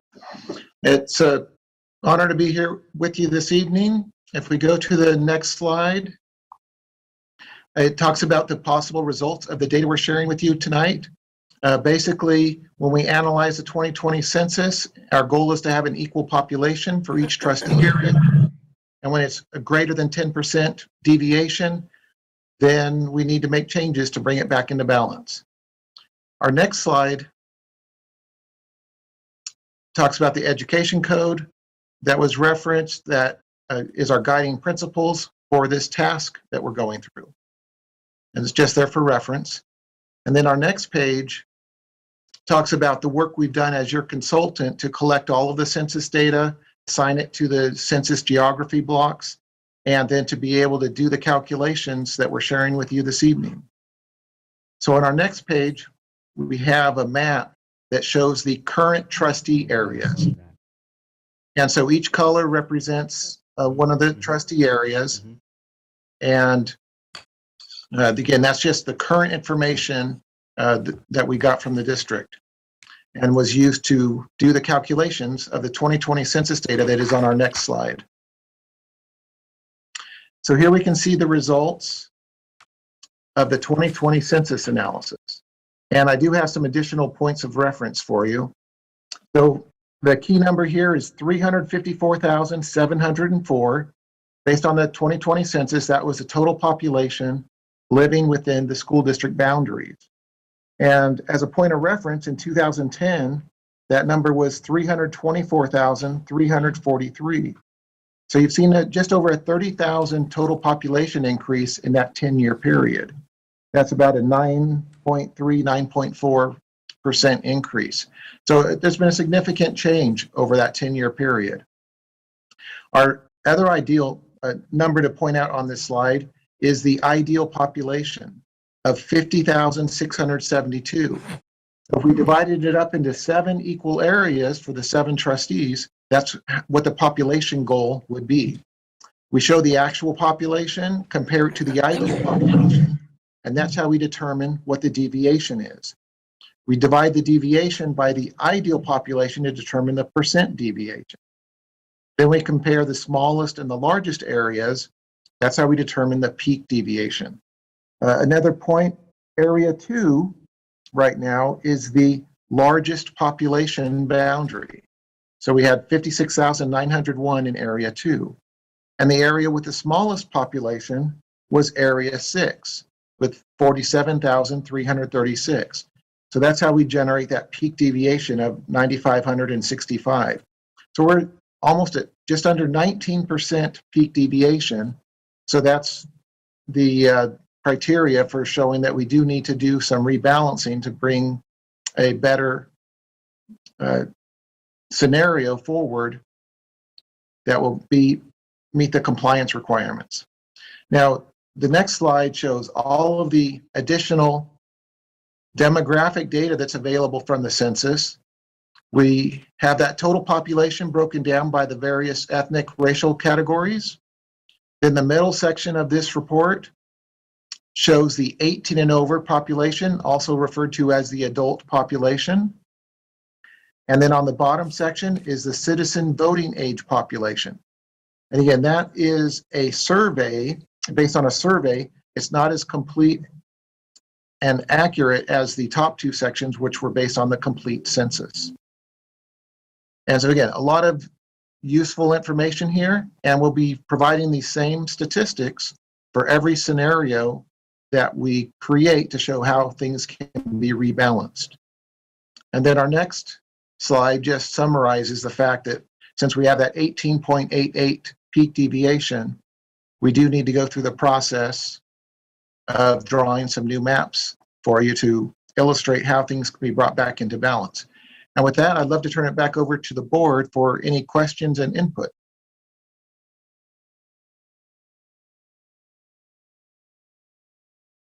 Mike was on mute. Thank you so much. Do we have any public comment on this?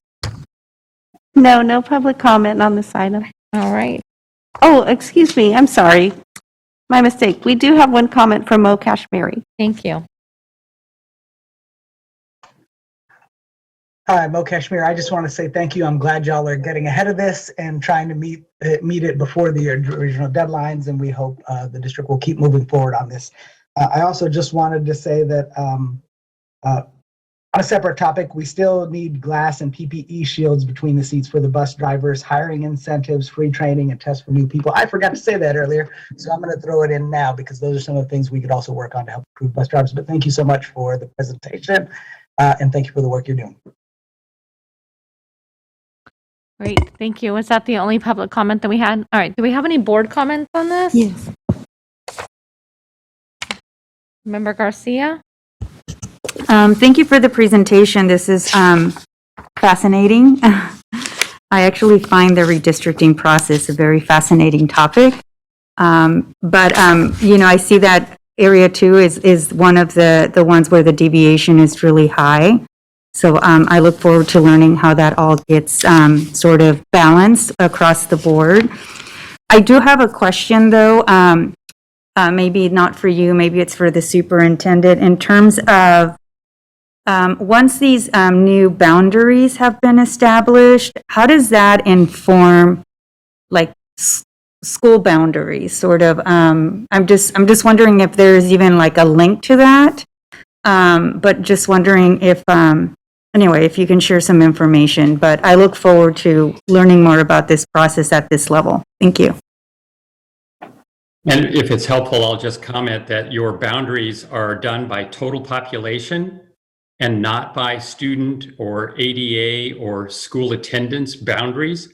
Now, one of the things that you can be looking at is your trustee areas are intended to reflect communities of interest. So some school districts like to see their maps, their school attendance areas overlaid with the trustee areas. So for example, I'll just create a hypothetical. Suppose you had 7 high schools. Some districts may say, we would like each trustee area to encompass that high school area and all of its feeder districts. Another school district might take the same 7 high schools and 7 trustee areas and reach the opposite conclusion. No. We want each trustee area to have as many of the high schools as possible in that trustee area to avoid a sense that the trustee should represent only the students in that area instead of all of the students within the district's boundaries. So you have discretion to think about how you want to redraw the map, and you can look at school attendance areas, but it's not your driver. Legally, the driver is going to be total population. I appreciate that. That's very helpful. And then I'm just wondering, what does that mean for a district that has open enrollment? So I'm just trying to understand how this impacts everything else or how it's connected. But again, this is going to be a journey in terms of learning something new. Thank you. Perfect.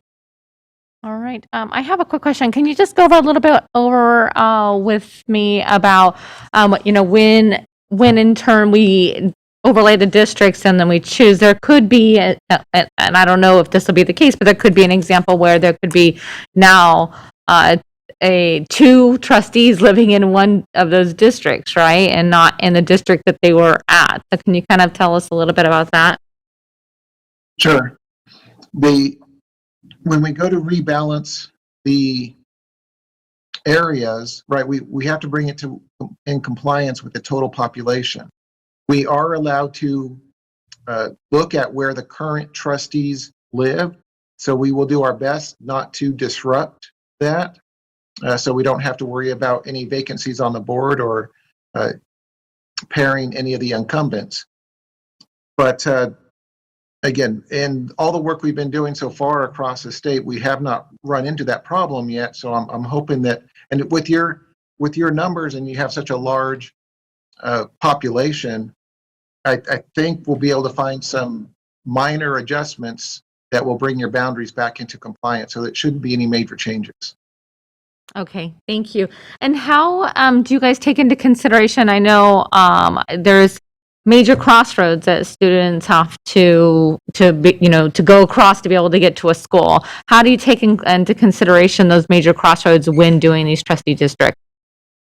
Yeah, we do look at major thoroughfares. I mean, obviously, it's a lot easier to describe your trustee areas if they use major landmarks and highways and waterways as dividing lines. So we'll do that to the best of our ability. But again, these boundaries only affect who votes for which seat in the district. It has no impact on enrollment or student transportation or anything like that. Okay, that's very explainable. Thank you so much. Member Phillips. Serious question. How much does Lozano Smith actually do for the district? I'm just curious as to why it just seems like there's a lot of Lozano Smith doing things. So, I mean, in this particular one, is it specifically that Lozano Smith is qualified to be able to do this type of work, or was there some other way that we could do this? Well, I might just speak briefly and then allow the superintendent to talk, but I will tell you that I have done this kind of work for numerous school districts back in 2010, as well as now in the 2020 era, both in terms of the California Voting Rights Act and moving districts from at-large voting to by trustee area voting, as well as redistricting. We have an entire team of lawyers that has been dedicated to the redistricting process. So we do have a lot of depth and expertise in this area. And with this particular matter, the honest truth is, Ken Reynolds is going to be your driver. So our role will be relatively minimal to simply talk about the process, help create a structure for you. And Ken is going to be the person who's creating the maps and who will be working with you to make these adjustments. So our role and the legal costs that will be associated with this are actually very minimal. And then we'll be providing assistance in drafting a resolution when you get to the place of ultimately adopting a final map, and then helping communicate that over to the county superintendent and the registrar of voters. So our involvement here is really relatively minimal.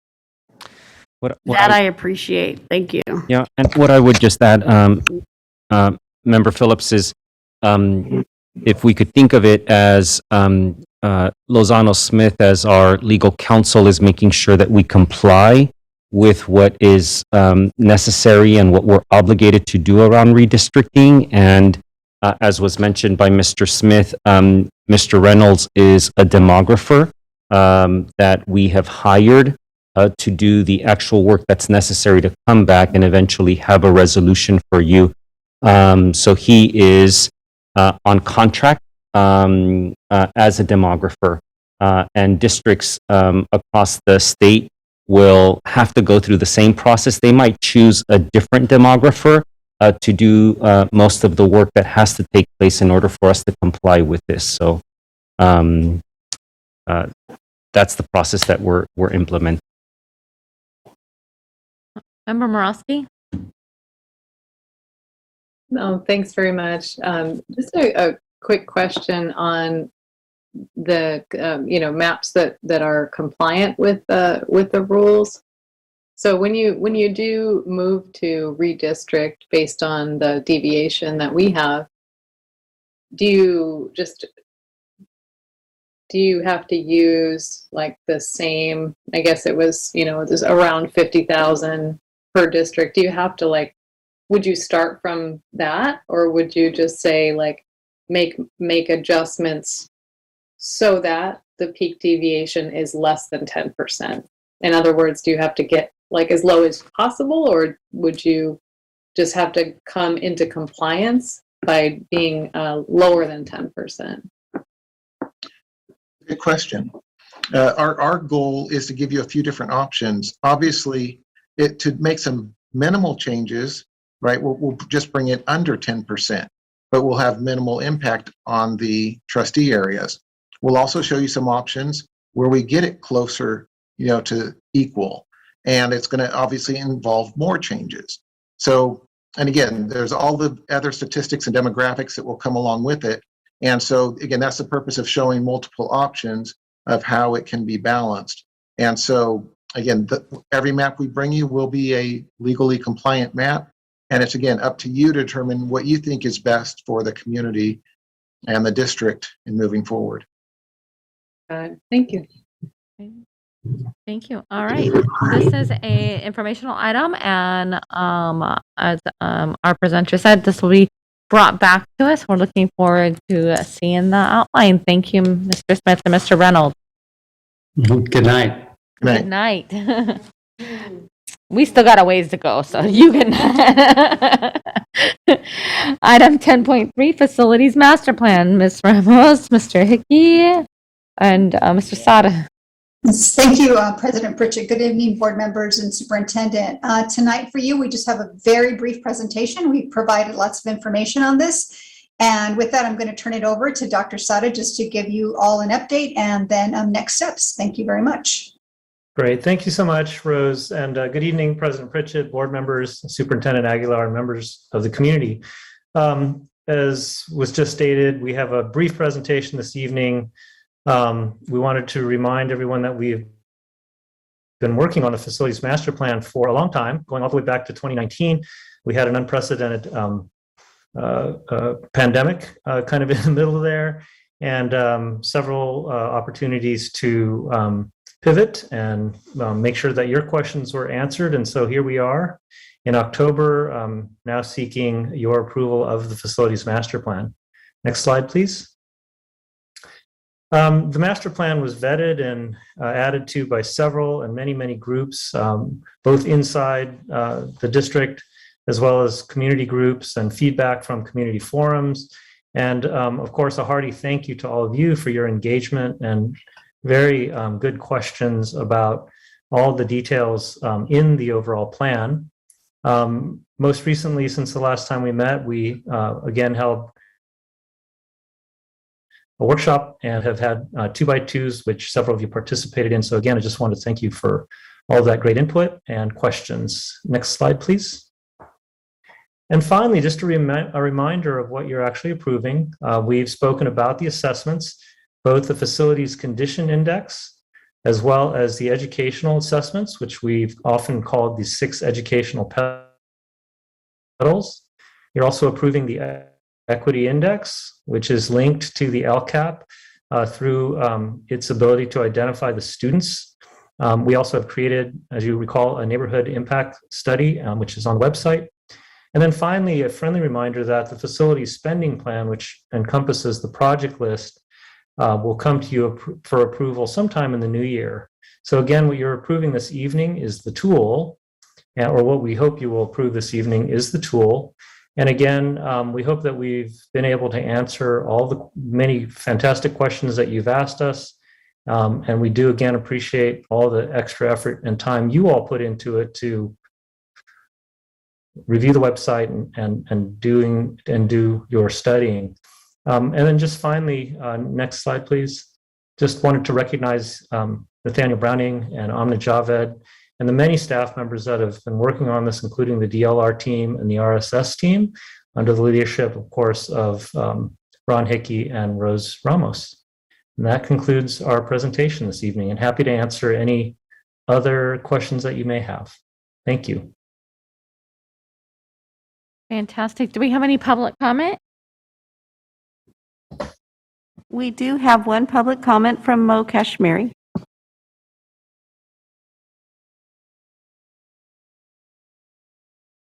Mo Kashmiri again. I'm speaking in my parent hat as a parent of William Land, not in my SEIU hat. I just want to remind the district that, this plan says that we need $3.5 billion of capital funds, and we only have $750 million. We need you to make motions to actually start doing maybe some polling, which costs about $30K, about what it would take to get the rest of the way there. We need your leadership as a board to make sure we have facilities that reflect the kind of district we want to be. When I do my walkthroughs right now in the district, it's shocking how many of our facilities were built in the 1940s and are still the ones that we're using. It's time for us to get with not just the 2020s, but get ahead of that. And let's start building for the future. So I'm asking this board to have some vision and to fight for the other $2.5 billion that we need, and try to approve money to do a poll to see what it would take to get there. I think with COVID, we have an opportunity, a unique time where we can make a pitch. I know many of our classrooms didn't have windows. Many of our classrooms still, need better ventilation. Some of them only had one electricity outlet, right? This is not what we need for the future. And so I encourage this board to go and fight for the revenue that we need to really build this district into one that we can all be proud of. Thanks. Thank you. All right. Member Villa. This plan is phenomenal. I really think the tool that you guys have put together, piggybacking on what the public comment just was, this will answer those concerns. You have done the work. You've actually figured out what schools need what. You've really allocated the funds, the resources. You did the work. I don't think that we're going to have those kind of issues moving forward. And you've really indicated what kind of schools we can be creative with our workspaces, and really put that in an equity lens of what schools are going to need the most. So again, I think that public comment is exactly why we're here, exactly why we're making this vote, and what we are going to expect for all of our schools moving forward. So you guys have done phenomenal work. I really appreciate the time that you've taken on our 2-bys and having these kind of conversations so we can really ask the more important questions and get here. Thank you very much. I just really appreciate it. I think the tool is amazing, and I can't wait to see what we're going to do in the district. Thank you. Member Garcia? Yes, thank you. I know this was a lot of work. I'm really excited to see it come to fruition, actually seeing projects that are being erected and worked on. So I'm excited to do to see that. I do have 2 questions. One is somewhat related to the public comment. Just thinking in terms of this tool applies to Measure H almost exclusively, right? I know that some of the needs that are identified through this tool in terms of per school site, some of those needs, especially around ventilation, will be met either with Measure H dollars or maybe other dollars, right? With one-time funds, our COVID dollars. So I think at some point, and I don't know, this is a question, the timeline as to when we reassess what the need is, because it was $3.5 billion before COVID.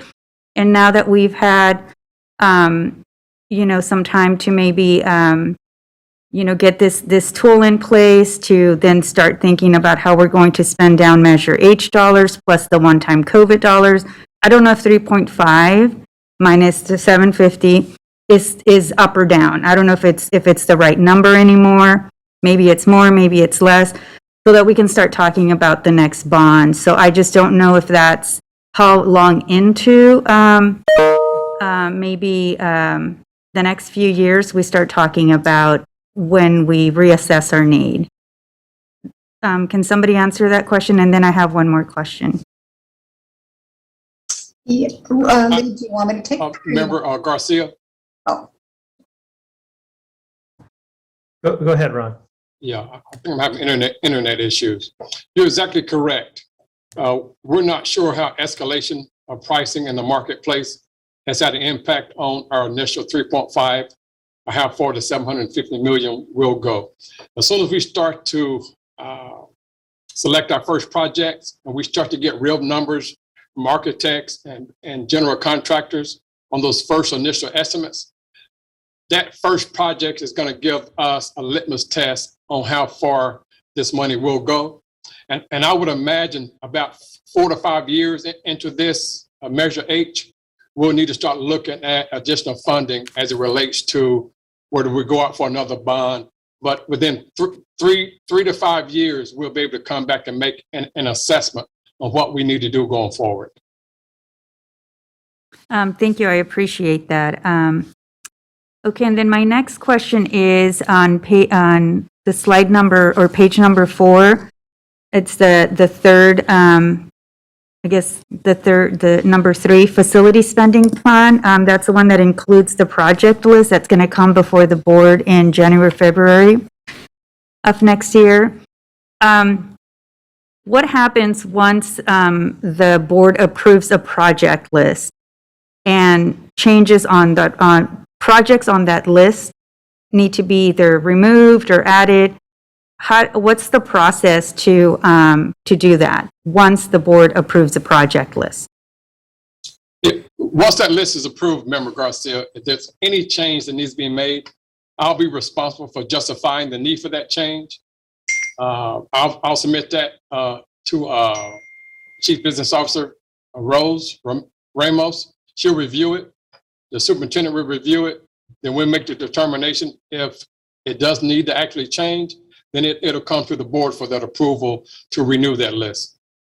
Okay, so it starts with staff, but then it comes back to the board for final vote on making a change. Absolutely. Okay, thank you. Great. I would only add, if I may, that if you recall, this request for approval is for the tool that will allow us to then put together this list. So this is really just the beginning of the journey into Measure H. Yes, thank you, Mr. Sada. Member Roan? I'll keep mine very brief. I'm in full support of approving this tool tonight, and I am willing to make a motion when the time's appropriate to do so. Thank you guys for your work. Thank you, Member Rhodes. Member Morosky? Won't take too long. Just echo a couple of my colleagues. Echo Member Villa and the thanks for all of the hard work, and echo Member Garcia and really wanting to understand what the long-term plan is. We know $3.5 billion was the assessment. It's probably at least that. And so if we can, I don't know, I look to you, as the experts to expedite, because I understand that, we have to phase things and maybe coming back in 3-4 years. But if we know that the need is that deep and that broad now, I just want to understand more of what we can do, what we can do now to fill more of those gaps that we know exist. So again, just really appreciate all the work and really look forward to approving this tonight and seeing all of the good work flowing from that. So thank you. Great. Thank you, Member Morosky. All right. With that, I'd just like to say, I'm all those years of sitting on the facilities committee, I'm so happy to see this come into fruition, this tool to be able to help us move forward to better our district. Superintendent, did you have something you wanted to add? Just very quickly, Member Pritchett, I just wanted to mention that during a convening last week with other superintendents, I had the opportunity to speak on this issue, and I'm still very much convinced that the action you're taking in terms of the adoption of the tool and the methodology for arriving at a list of projects using data is very unique and innovative, and they expressed interest in just understanding how we've gone about this, because I really do feel that when districts talk about equity as a commitment of an organization, I always ask what that looks like in the world of facilities, because I think that equity has to be the backbone of an entire organization. And in most cases, you don't see that in the world of facilities. And so I've asked our team to work toward putting together a deck of slides that would be available to board members so that you can speak to how we are committed to the use of this tool and hopefully advancing equity in the world of facilities, if you will. I really do think that our board could be in a position where you're describing some of this work because it just is not a piece of what we're hearing often from districts that talk about an equity agenda. Again, in this case, it applies to the world of facilities, and I think that our team has done a great job at trying to capture equity in a part of the organization that sometimes is left out. Thank you, Superintendent. This is an action item tonight, so can I get a motion for approval of the facilities master plan? Already motioned. Yes. Oh, sorry, I'll take I that. apologize. All right, I have a motion and a second, student preferential vote. Superintendent, roll call. Member Pritchett, Aye. Member Morowski, Aye. Member Garcia, Member Villa, Aye. Member Rhodes, Aye. Member Phillips. Aye. Perfect, thank you. Thank you all for their presentation. Item 10.4, ESSER 3 expenditure plan adoption. Mr. Stephen Ramirez-Fong, welcome back. Good evening again, board members, superintendent, colleagues, and community.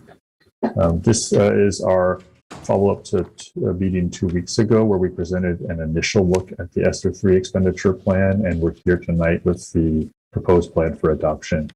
Before we begin, I did want to note that several of the slides in the first half of the presentation are similar or same to last presentation. That was done intentionally to make sure that any members of the public would be able to capture the context if they're reading only this item. So we'll be efficient with those slides so as to allow more time to focus on the actual elements of the plan and some of the new information. Next slide, please.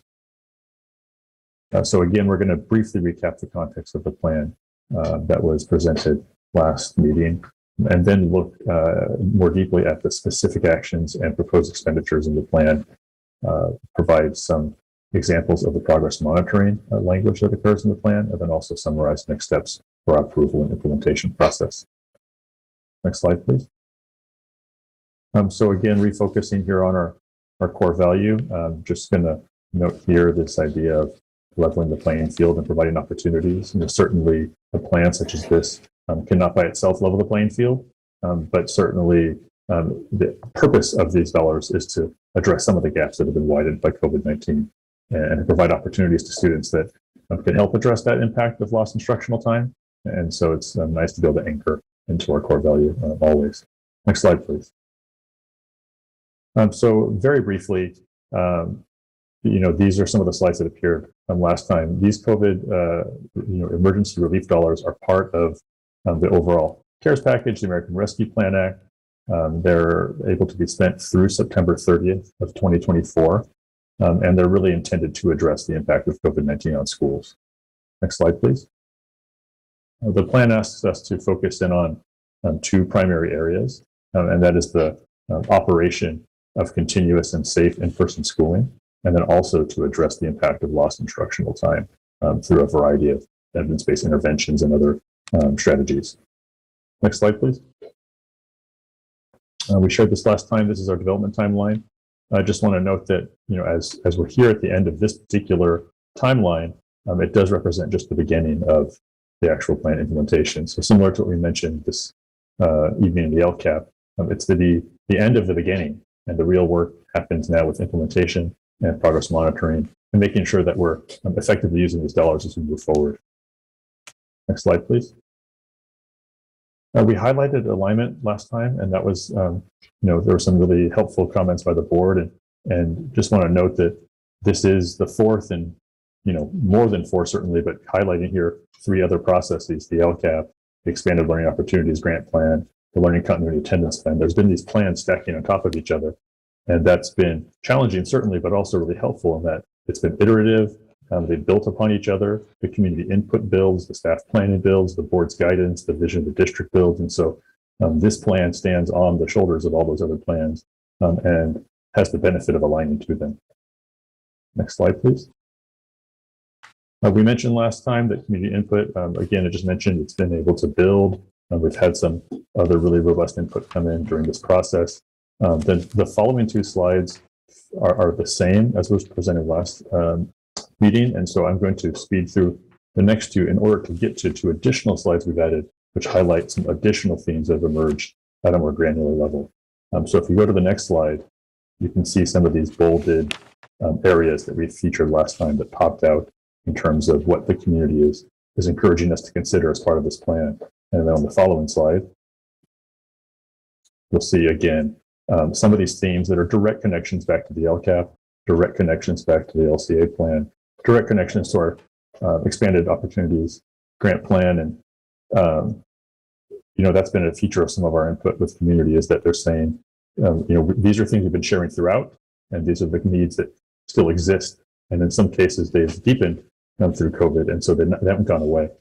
But on the next slide, we've provided some additional pieces that came out of this. And so just want to pause here to share that we've heard about outdoor learning spaces, effective transportation, which is a callback to our earlier presentation this evening, outreach and resources for our American Indian Education Program, criteria for independent study determination for students with disabilities, an array of individual student support options, credit recovery, visual performing arts. Specifically, there's been some support for this idea of VAPA as being an avenue to address trauma, so addressing trauma through the arts, which we're excited as part of the plan as well. Classroom staffing has been a recurring issue with, of course, also qualified substitutes.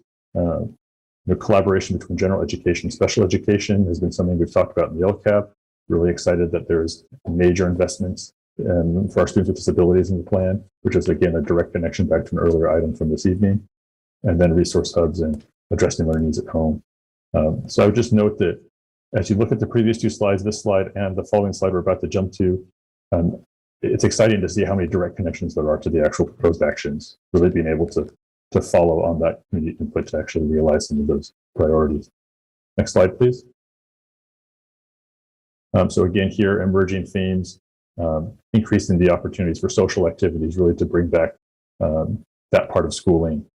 Seeking out additional funding was something we heard about, updating the learning materials, providing some dedicated instruction around college and career issues, increased school psychologists, and online supports for students, really increasing the opportunities for students to directly engage and engage in action.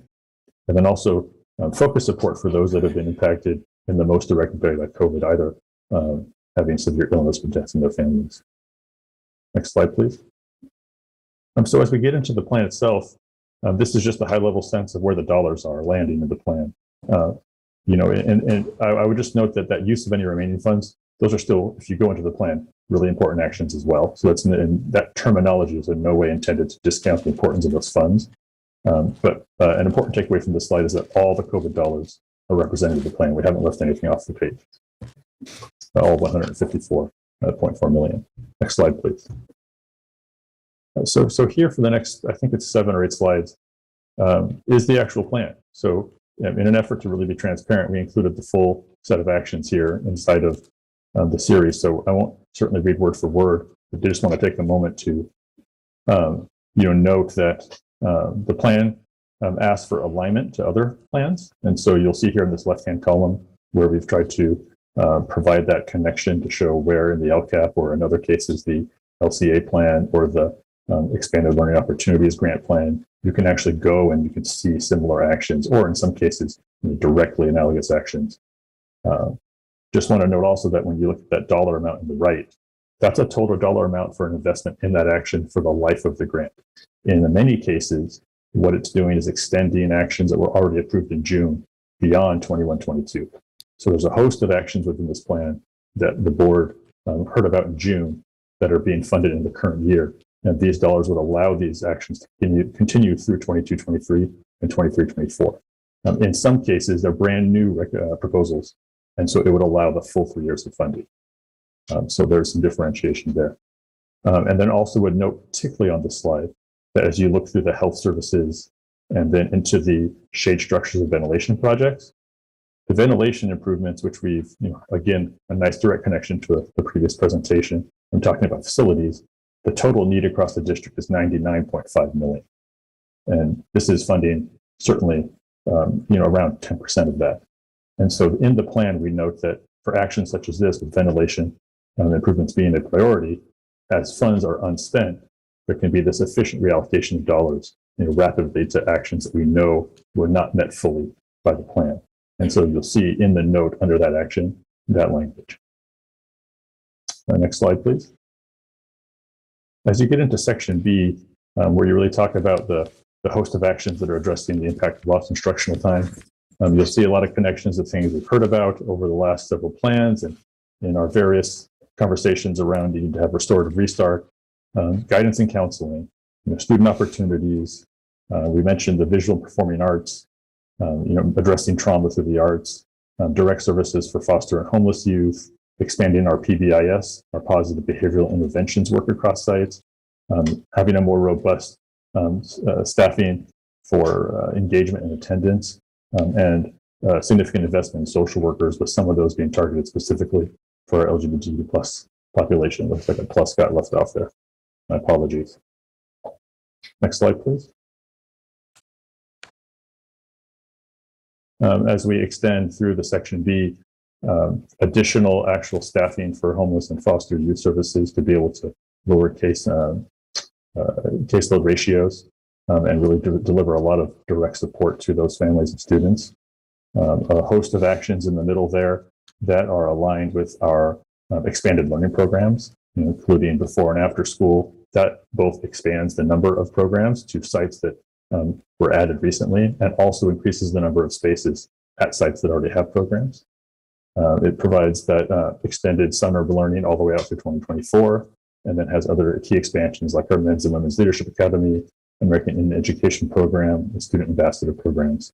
This also keeps our SEL programs robust and provides some money for classroom libraries, specifically in the area of anti-racist education. Next slide, please. And then rounding out section B. Section B is the largest in terms of dollars. That's why there are so many actions here.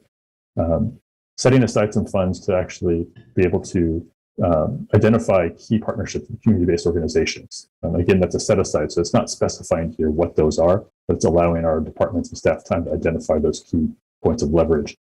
Being able to expand some data and assessment support, some major investments again in our students with disabilities, ed tech, and our special education staffing, and then expanding some really strategic areas around special education, such as our school psychologists, some administrators of teaching and learning, and then also some board certified behavior analysts, and then increasing our capacity within English language development. And then lastly, but not least, here at the bottom of this page, I'm setting aside some money for school sites to be able to use this money directly. And so there would be a bucket set aside for schools to be able to come up with their localized plans to be able to address the impact of lost instructional time that makes sense in their context. And the key is that they would really need to adhere to the same type of thinking the plan asks us to do. How are they going to monitor progress? What's the frequency? And how are they going to use those funds within the context of the grant? Next slide, please. So as we come into section C, you'll see, again, some real important investments in students with disabilities, more college and career readiness pieces. You'll see a nice alignment there in row 3 to our State Seal of Civic Engagement, advancing that work, really delivering on our linked learning pathways vision, and providing more experiences to students in college and career, and then actually having some education technology training specialists, which we know is really pertinent to this new era where technology is such a ever-present part of our reality. Next slide, please. And last but not least here, some real important support for nutrition services staff. We know that that's been a huge piece, lifting up support for students and families. Some exciting work in pipelines for teacher.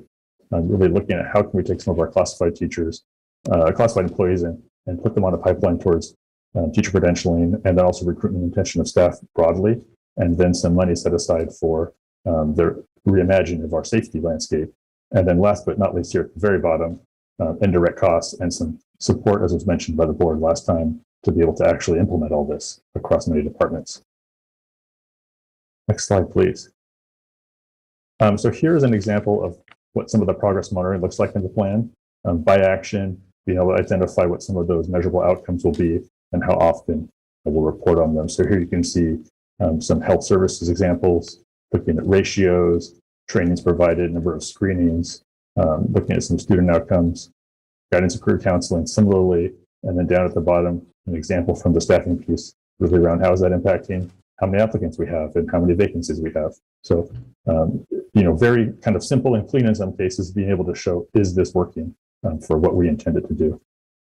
Next slide, please. So for next steps, following, the anticipated adoption, we would be submitting to the Sacramento County Office of Education, who in turn will follow up with the state. And then again, that is the end of the beginning, because we know this is a 3-year plan, and there's many things that we cannot foresee, precisely in the next 3 years, and we'll need to be flexible and adaptable. And we know we also want to use the funds to their maximum effect, and so we'll be looking to reallocate as needed, if that's the case. And then we will definitely be back for the first milestone in February as part of that supplement to the annual update. Next slide, please. That is all. That's our last slide, and I'm happy to answer any questions. I'm having input before we move for adoption. Great, thank you. Do we have any public comment on this item? No public comment on this item. Okay, perfect. And do we have any board comment or question? Impressive. All right, with that, I will take a motion to approve the Oh, I'm sorry, I didn't see it just popped up. Member Garcia? Yes, thank you. Thank you for all this hard work. This is exciting stuff. Looking forward to spending these dollars and making these very, very necessary investments. I did have a question about some of the expenditures outlined in here. A couple of them stand out in terms of partnerships with community-based organizations, or funding the for example, the fees for Slide Park or any other type of outdoor education for our students, and wondering if some of those numbers are a reflection of just 1-year investment, or are we talking about the life of these funds? Because they go till 2024. So are they multi-year or are they 1 year? That's a great question. Thank you for asking it. There's actually 3 instances, one of which you've just mentioned, which provide funds through 22-23, but not for the 23-24.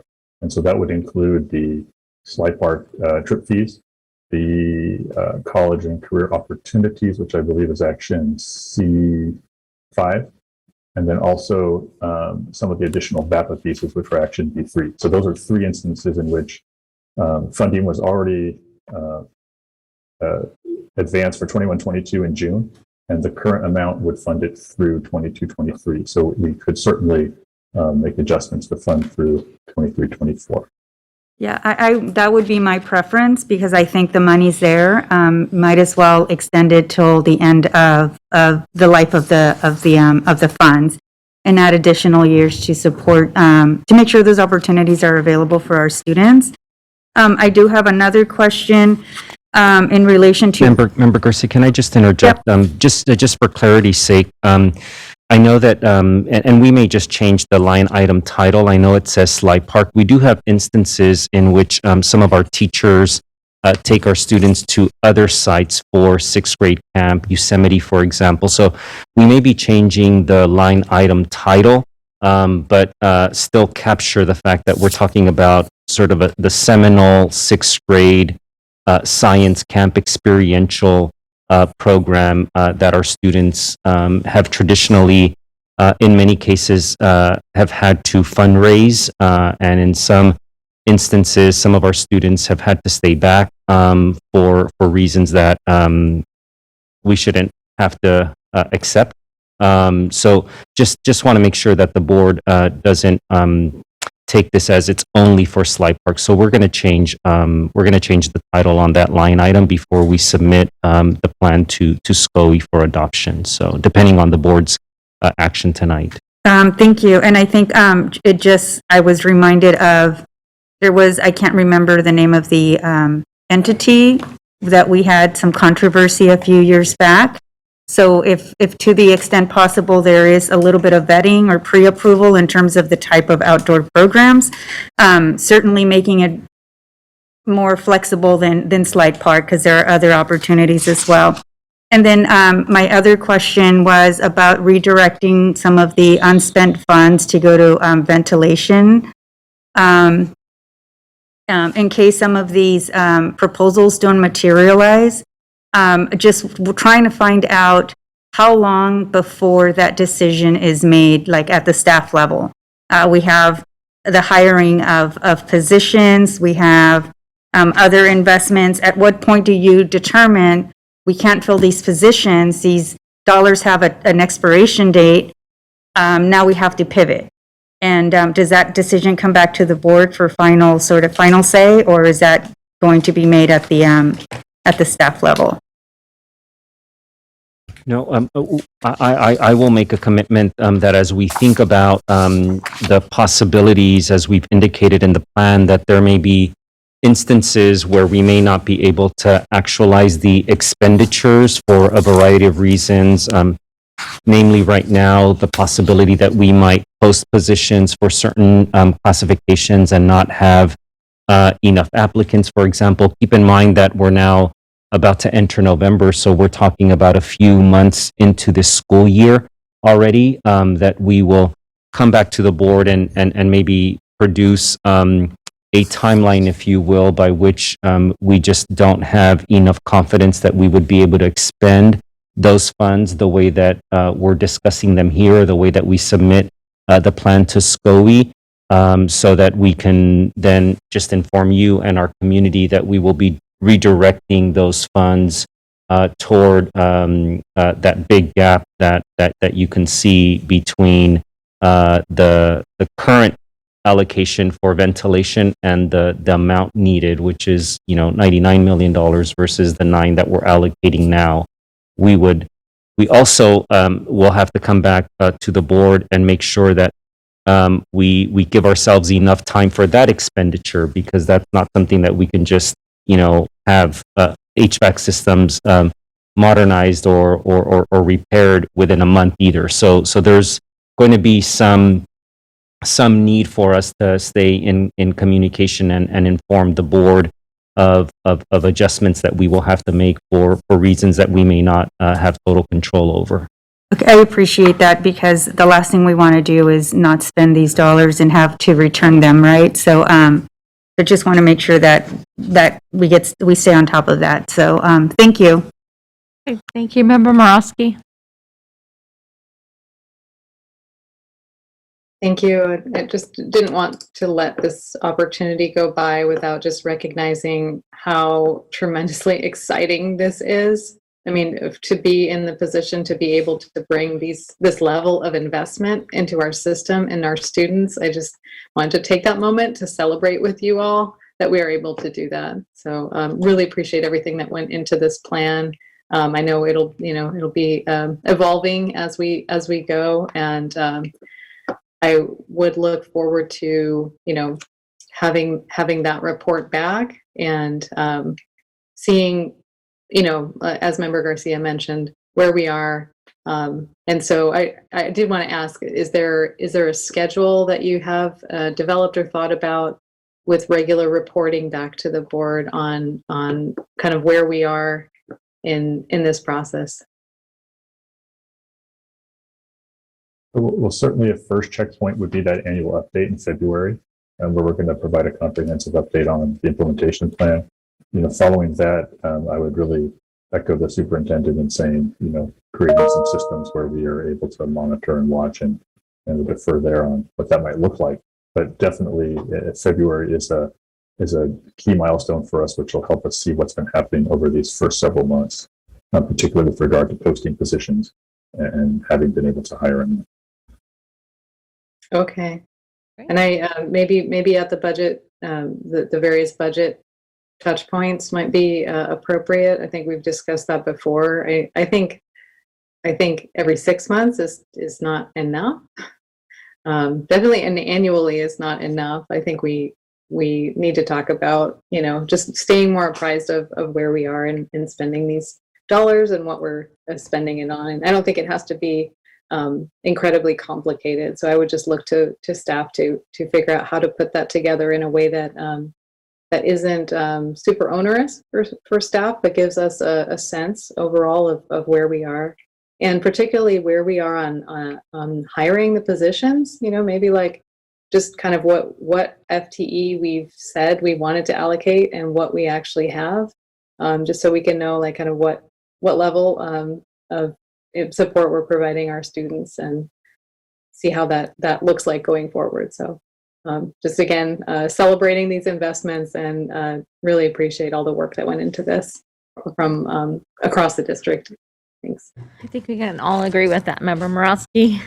All right, seeing no other board comment, this is an action item. Can I get a motion to approve the ESER 3 expenditure plan adoption? So moved. All right, can I get a second? All right, student preferential vote. Superintendent, roll call. Member Pritchett? Aye. Member Morowski? Aye. Member Garcia? Aye. Member Villa? Aye. Member Rhodes? Aye. Member Phillips? Great, thank you. Thank you, Mr. Ramirez-Fong. So excited.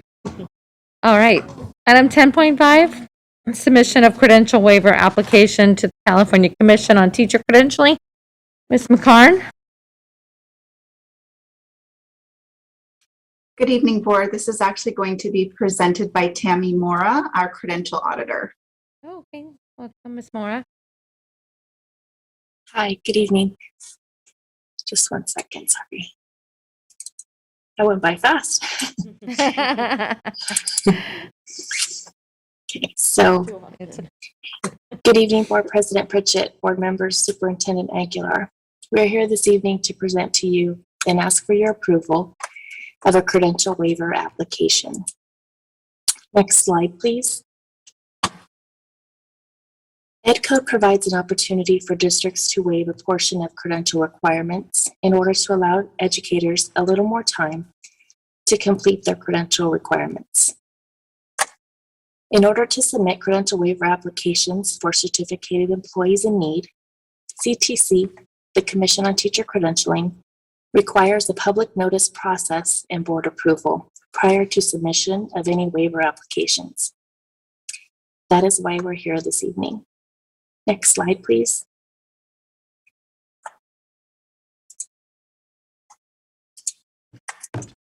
Here are the data trends of credential waiver requests for our district over the last few years. Note that there are just 3 so far this year, as we are continuously working with our employees to meet their credential requirements. Next slide, please. Here are some of our recruitment efforts. Additionally, we have continued to offer virtual recruiting events. We have held job fairs for unique and hard-to-fill positions. We are actively involved in partnerships with our credentialing programs, institutions of higher education, and our County Office of Education. We are currently working on engaging the community in unique and innovative ways, attending community events to share the benefits of working in the district, public service announcements at local sporting events, and exploring other avenues to support those seeking to obtain teacher credentials, and teacher permits. Next slide, please. This evening, the one applicant listed here is currently working on meeting their CTC requirements in order to obtain their English language authorization to provide instruction to English learners. Next slide, please.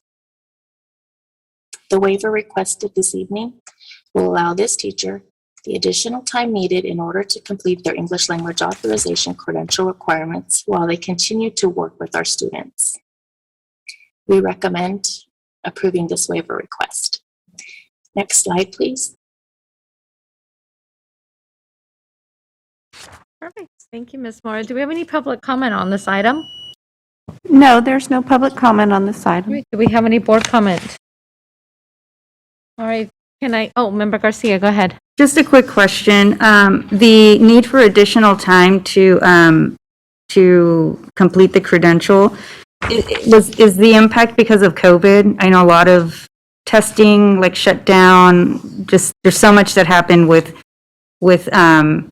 I guess candidates for their credential that had to get paused at the state level or maybe in the country. So I'm just wondering if this one's related to COVID. Specifically for this credential, it is not. However, that would definitely impact with all of our educators that are in need of taking exams. This particular credential is a career technical education credential, and they are actually earning their English language authorization while they're in the program. And this specific type of credential does not have an emergency English learner authorization allowable for this type, where single subject, multiple subject education specialist credentials do.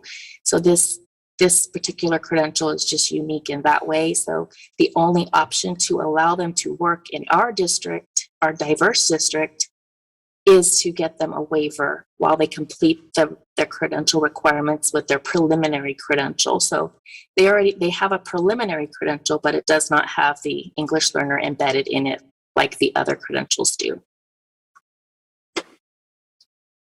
Member Road? The career technical degree, that's from Sac State, correct? I just wanted to be clarified. No, career technical education credentials typically are earned at at county offices of education. They're not based on School, a bachelor's degree. Okay. All right, that's all I want to know. I want to see where he was getting the certificate from. Okay. All right. With that, can I get a motion to move this from conference to action? Sorry, I couldn't. I'm having. All right. I have a motion and a second. Student preferential vote. All right. All in favor say aye. Aye. We are now in action. Can I get a motion to approve the submission of credential waiver? All right. I got a motion and a second. Student preferential vote. All in favor say aye. Oh, I'm sorry. It needed to be roll call. I apologize. I think I'm getting tired. Trying to move us along fast. Superintendent, roll call. Member Pritchett. Aye. Member Morowski. Aye. Member Garcia. Aye. Member Villa. Aye. Member Rhodes. Aye. Member Phillips. Aye. All right. Perfect. Item 10.6. Discussion and possible approval of resolution number 3237, authorizing the continued use of remote teleconference provisions pursuant to AB 361 and Government Code Section 54953. Mr. Bozia? Good evening, President Pritchett, Board of Education, Superintendent Aguilar. I'm here to present to you Resolution 3237, authorizing the continued use of remote teleconferencing provisions pursuant to new law AB 361 that went into effect on October 1st, 2021. The law authorizes public agencies to continue conducting public meetings remotely during a state of emergency, so long as certain conditions are met. On September 30th, the board adopted Resolution 3230, making the findings necessary to enable the board to continue its practice of hosting the board meetings through remote teleconferencing means. Now the board must reconsider the circumstances of the state of emergency and make additional findings by majority vote, and continue to do so every 30 days to enable use of the more relaxed rules for teleconferencing. Those findings include that the state of emergency continues to directly impact the ability of the members to meet safely in person. If the board does not reconsider the state of emergency and make additional findings, the board may no longer use the relaxed teleconferencing rules, and meetings will revert back to fully in person, adhering to the original teleconferencing rules, should a member of the board wish to attend the meetings remotely. In adopting this resolution, meetings may continue as they have through November 20, giving staff time to prepare the facilities for full in-person meetings. It should be noted that the district must require members of the public who attend in person to comply with all state and local orders regarding masks. This is especially important as there is a student board member, and therefore the boardroom must adhere to the same masking requirements as school sites generally in the district. I will now turn the matter over to the board for its consideration. Thank you, Raul. And so just to clarify, if this resolution is adopted, the meetings may continue as they have been through November 20th. And if the board does not adopt another resolution before November 20th, then we will return to full in-person meetings starting our December 16th meeting. By passing this resolution, it will give district staff more time to prepare for the district facilities to have us and our community safely and be able to host the public again. It is important for our community members to know that once we do start having in-person live meetings once again, that you will be required to comply with all district health and safety protocols, which will be strictly monitored and enforced. Currently, these measures are based on both state and local orders guidelines, including wearing a mask at all times during meetings and complying with social distancing.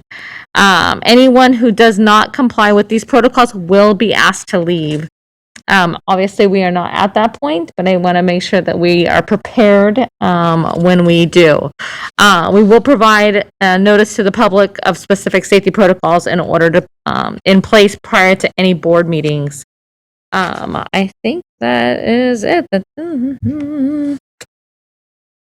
The district does not intend to provide a Zoom option for public comment once meetings resume into public. Any requests for accommodations by the public will be addressed on an individual basis, and the agenda includes direction for notifying the board office of such requests. The district will continue to broadcast its meetings as it's done in the past. Do we have any public comment on this item? No public comment on Do this we have item. any board comment on this item? All right, can I get a motion for approval of resolution number 3237? I have a motion and Second. second. All right, thank you. I have a motion and a second. Student preferential vote? Perfect. Superintendent, roll call? Member Pritchett, Aye. Member Morowski, Aye. Member Garcia, Member Villa, Aye. Member Rhodes, Aye. Member Phillips. Perfect, thank you. Item 11.0, public hearings. 11.1, public hearing, first reading of revised board policy 4119.21, professional standards. Previously labeled Code of Ethics. Mr. Bozio, Ms. McCarn. Thank you. Good evening, board members, superintendent, President Pritchett. We appreciate being here with you this evening. We're going to talk to you about two items, the first of which is the revision of a board policy 4119.21. Next slide, please. So we currently have a board policy that we refer to as the Code of Ethics board policy. This revision is intended to focus on professional standards. So the Code of Ethics that's currently in place was adopted in 2002 and has not been revised since. So certainly you can tell it's time for such revision. It will focus on not only the professional standards, but helping to bring us in line with what others are experiencing as well. Next slide, please. So the updates are intended to focus on a couple of things to help clarify for employees that enhances the integrity of the district, advances the goals of the educational programs, contributes to a positive school climate, and specifically provides guidance regarding the inappropriate conduct and, as importantly, the reporting of misconduct. Next slide, please. So as an example, one of the revisions in there speaks to engaging in inappropriate socialization or fraternization with a student, or soliciting, encouraging, or maintaining an inappropriate written, verbal, or physical relationship with a student. So just an example for you to see how specific the language is around what is not acceptable. And again, as importantly, we'll provide guidelines for reporting the misconduct. Next slide. Actually, I think that is the last slide for this particular revision of the item. The future slides go on to the next budget item. The next board item. Thank you, Ms. Kern. Do we have any public comment on this? No, no public comment on this item. Do we have any board comments or questions on the revised board policy for 119.21? All right, that was the first reading. We will move on to 11.2, public hearing, first reading and revised board policy for 119.24, maintaining appropriate adult-student interactions. Go ahead, Ms. McCarn. Actually, Mr. Bozio is going to take this one. If we can go. Welcome back, Mr. Bozio. Thank you, President Pritchett. Yes, okay. Ms. McCarn and I are teaming up on these kind of twin policies here. So I appreciate her handling the first policy. And this policy that I will discuss next is a brand new policy, and it does in a lot of ways continue on some of the themes in the policy, the revised policy that Concy spoke about. This is would be a new policy for the district based on a CSBA model. And I think it's really an important new policy. It's important for the district's efforts to help protect and maintain a safe environment for its students and a professional standard for all of its staff. The policy is titled Maintaining Appropriate Adult-Student Interactions. By way of a little bit of background for this policy, it's really intended to keep the district really a safe place for students, as I mentioned, and really legally compliant. As you know, we have our staff are mandated child abuse reporters, and the district has duties and owes a standard of care over its students to maintain a safe environment for them. Wait, go ahead to the next slide, please. And as I mentioned, the updates are intended to establish sound policy for all students and all adults with whom students may interact at school or in school-related activities in order to prevent unlawful or inappropriate interactions with students and to avoid those boundary-blurring behaviors that can undermine trust in the adult-student relationship. So again, these behaviors that can lead to or be a sign of serious and inappropriate and even illegal conduct are what we're trying to address here and really prevent. We want to maintain the focus on that professionalism for staff and avoid any sort of boundary blurring type of behaviors. On this slide, we can see some of the specific examples of the prohibited conduct and inappropriate conduct that is discussed at length and detail in this policy. The policy really focuses quite a bit on those situations dealing with unauthorized electronic communications and social media. Those are things that, unfortunately are going on a little bit more in our society and including with our students. And we want to make sure that we avoid any sort of inappropriate relationships and communications that could take place between adults and students. As you can see there in the bullets, this includes creating or participating in social networking sites for communications with students other than those created by the district without prior approval, accepting friend requests from students or minors. And there's also a number of provisions specifically in this draft policy that aim at trying to prevent and be aware of any sort of kind of inappropriate behaviors that one might describe as kind of that typical grooming type of activity that we've probably heard of that unfortunately has taken place. in our society. So those kinds of prohibiting and trying to prevent that kind of personal relationship that goes beyond what a professional adult-student relationship would be. And again, that there's some specific pieces in the policy addressing a student in an overly familiar manner, singling out a particular student for personal attention and friendship, disclosing personal, family, or private matters to students, or sharing secrets and things of that sort of that nature. So again, while the policy acknowledges that certain professional adult conduct may be necessary in an emergency or to serve a legitimate purpose related to instruction, counseling, student health, or student or staff safety, the purpose of this policy is really to try to create an environment of safety for our students. Thank you very much. Thank you, Mr. Bozio. Is there any public comment on this item? No, no public comment on this item. Mr. Bozio, I have a quick question for you. If this policy is passed, how will it be communicated out to our school sites in terms of adults friending students on social media?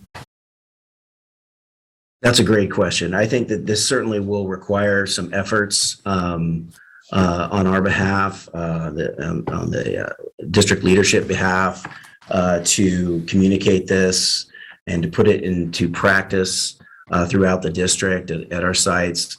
And it would likely include some training and some education around the key components of the policy. And who will be enforcing it? Well, the district administration would be enforcing it.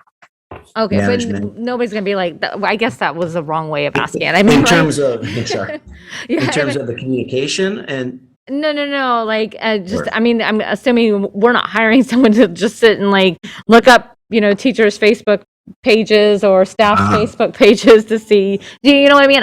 And the reason why I ask is, I know that there's a lot of teachers, especially in high school, that are friends with their students on social media, and it just is a friend on social media. And so I guess this board policy just enforces that if something happens and we say that we had a board policy. I mean, I'm just trying to like figure out like exactly like how is this enforced? Mhm. I think that's going to be a work in stumped you, progress huh? in evaluating how we enforce this. But I do think that there's some pieces there that some practice that's going to have to be looked at and reviewed, and whether it's appropriate and whether it's something that the district wants to encourage. It's something different if you're talking about former students who are adults. That's not. Yeah, I'm not talking about That's former not students at all. Yeah. No, I can appreciate that. And it's unfortunate that we are in an age today where we have to enforce things of this nature. But we all know that, just like, you look at the back of like a sunflower seed bag and it gives directions of like what to do and what not to do. That's because one person did something wrong and now they have it written. So this is where we're at today. Someone did something, now we have to enforce things. So let's see, Member Morowski, and then we have a few others.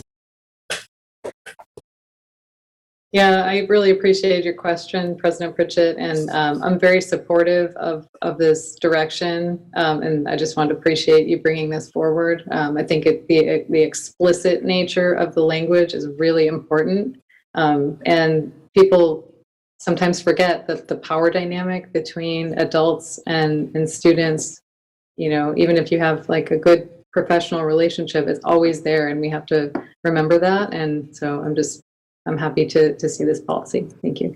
Agreed. Thank you. Member Villa? Yeah, I think that second bullet point is something that doesn't sit right with me, just because I do, like, President Pritchett had mentioned, I do know, there are teachers who, do have students who, say they're in junior high, and they have students that are in high school that they have known, or I just don't know, what do we deem inappropriate, and are we going to police teachers on this matter? because again, I know that there is, we know what's right and wrong. We know that there is grooming and we know we have to have some standards set in place, but I also don't want to use this as an invitation to, again, police teachers on their social media pages of having connections with students that, are appropriate versus those that are not. That's just going to be a really fine line for me of us telling teachers that they cannot maybe connect with a student that maybe really genuinely needs that teacher connection, maybe outside of school. Great. Thank you, Member Villa. Member Garcia? Thank you. I think Ro answered my question. I was wondering about implementation and training and the frequency of that, but I think you answered that question earlier. So thank you. Thank you. Member Phillips? It sounds to me like because district staff are mandated reporters, that they would be the persons reporting suspicious activities, things that they think are, child abuse or neglect. And with regard to training, are we going to have any specific training that instructs district staff how to be a mandated reporter? Simply knowing that you are does not always work. And I only say this because I deal with mandated reporters every day, all day.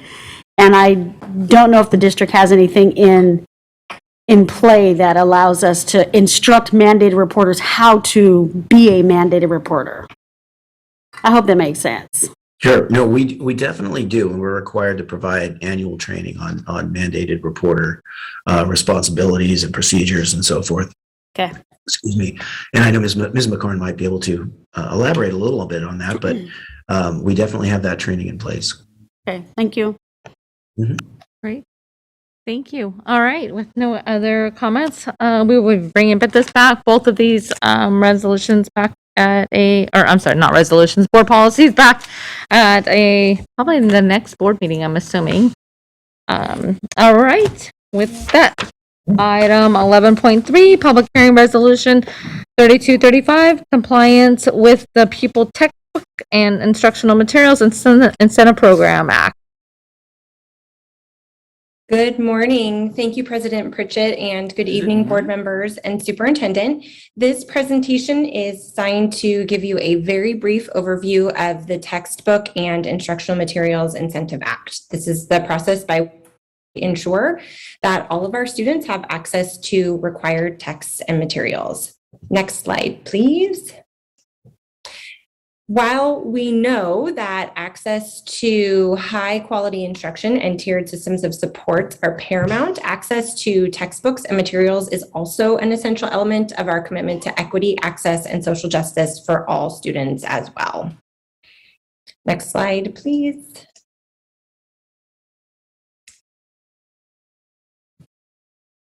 The Pupil Textbook and Instructional Materials Incentive Act is probably something you've heard by the name of Williams Act or Williams Review. It is the same thing.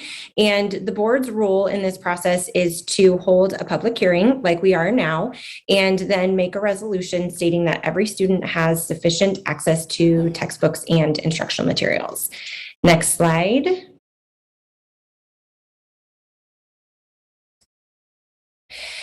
First, though, the Sacramento County Office of Education visits selected sites to determine that students have sufficient materials in core subject areas, including science lab needs, and that the school is reporting accurate data to the public, and that our facilities are in good repair.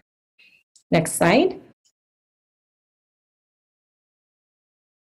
While SCOE only visits selected sites at random, we survey all of our sites for textbook and material sufficiency, and then we fill all of the needs as we learn about them.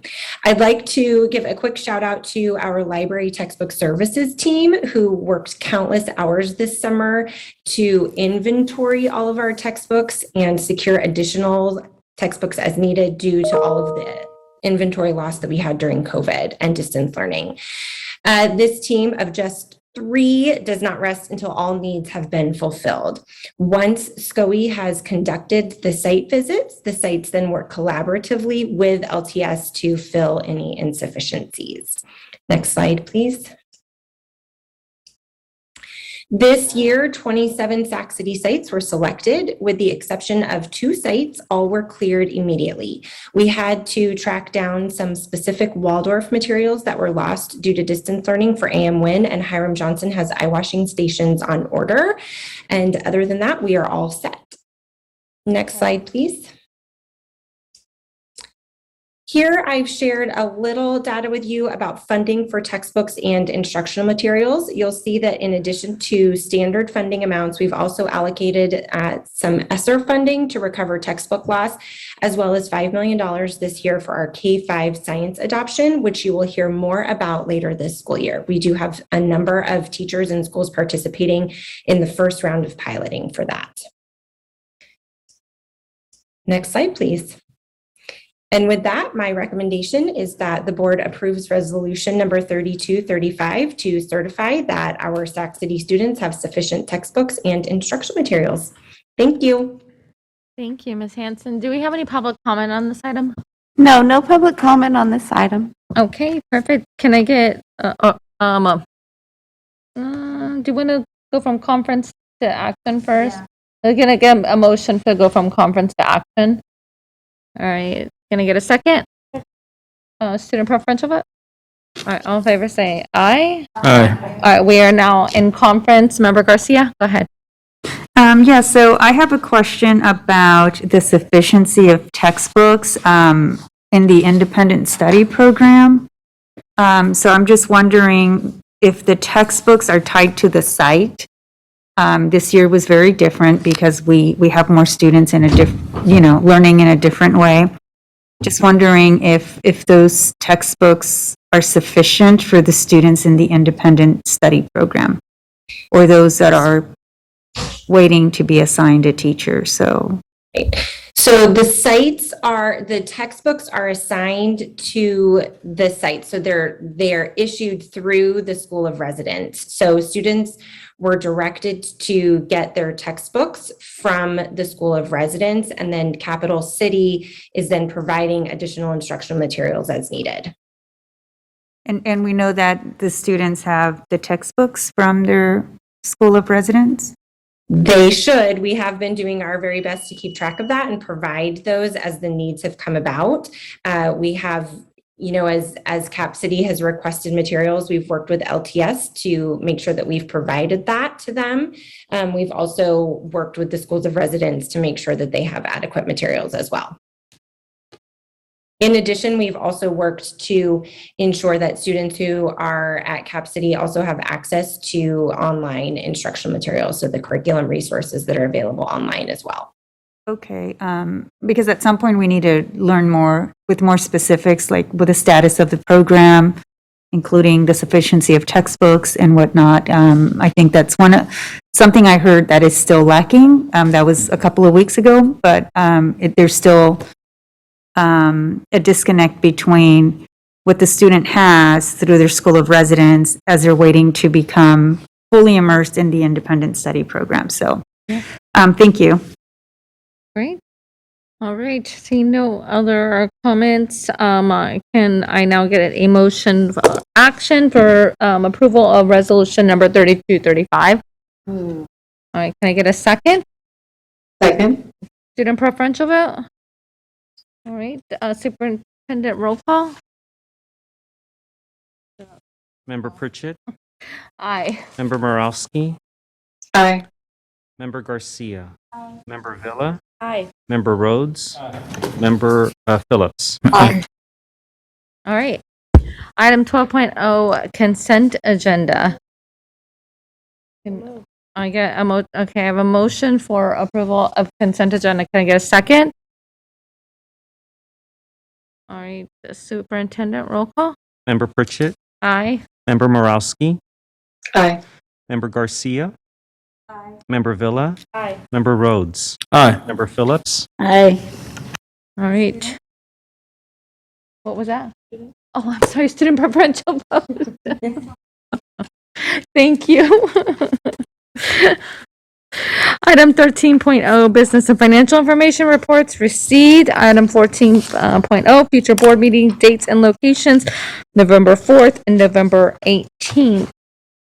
With that, I will take a motion for adjournment. Student board member, would you like to move?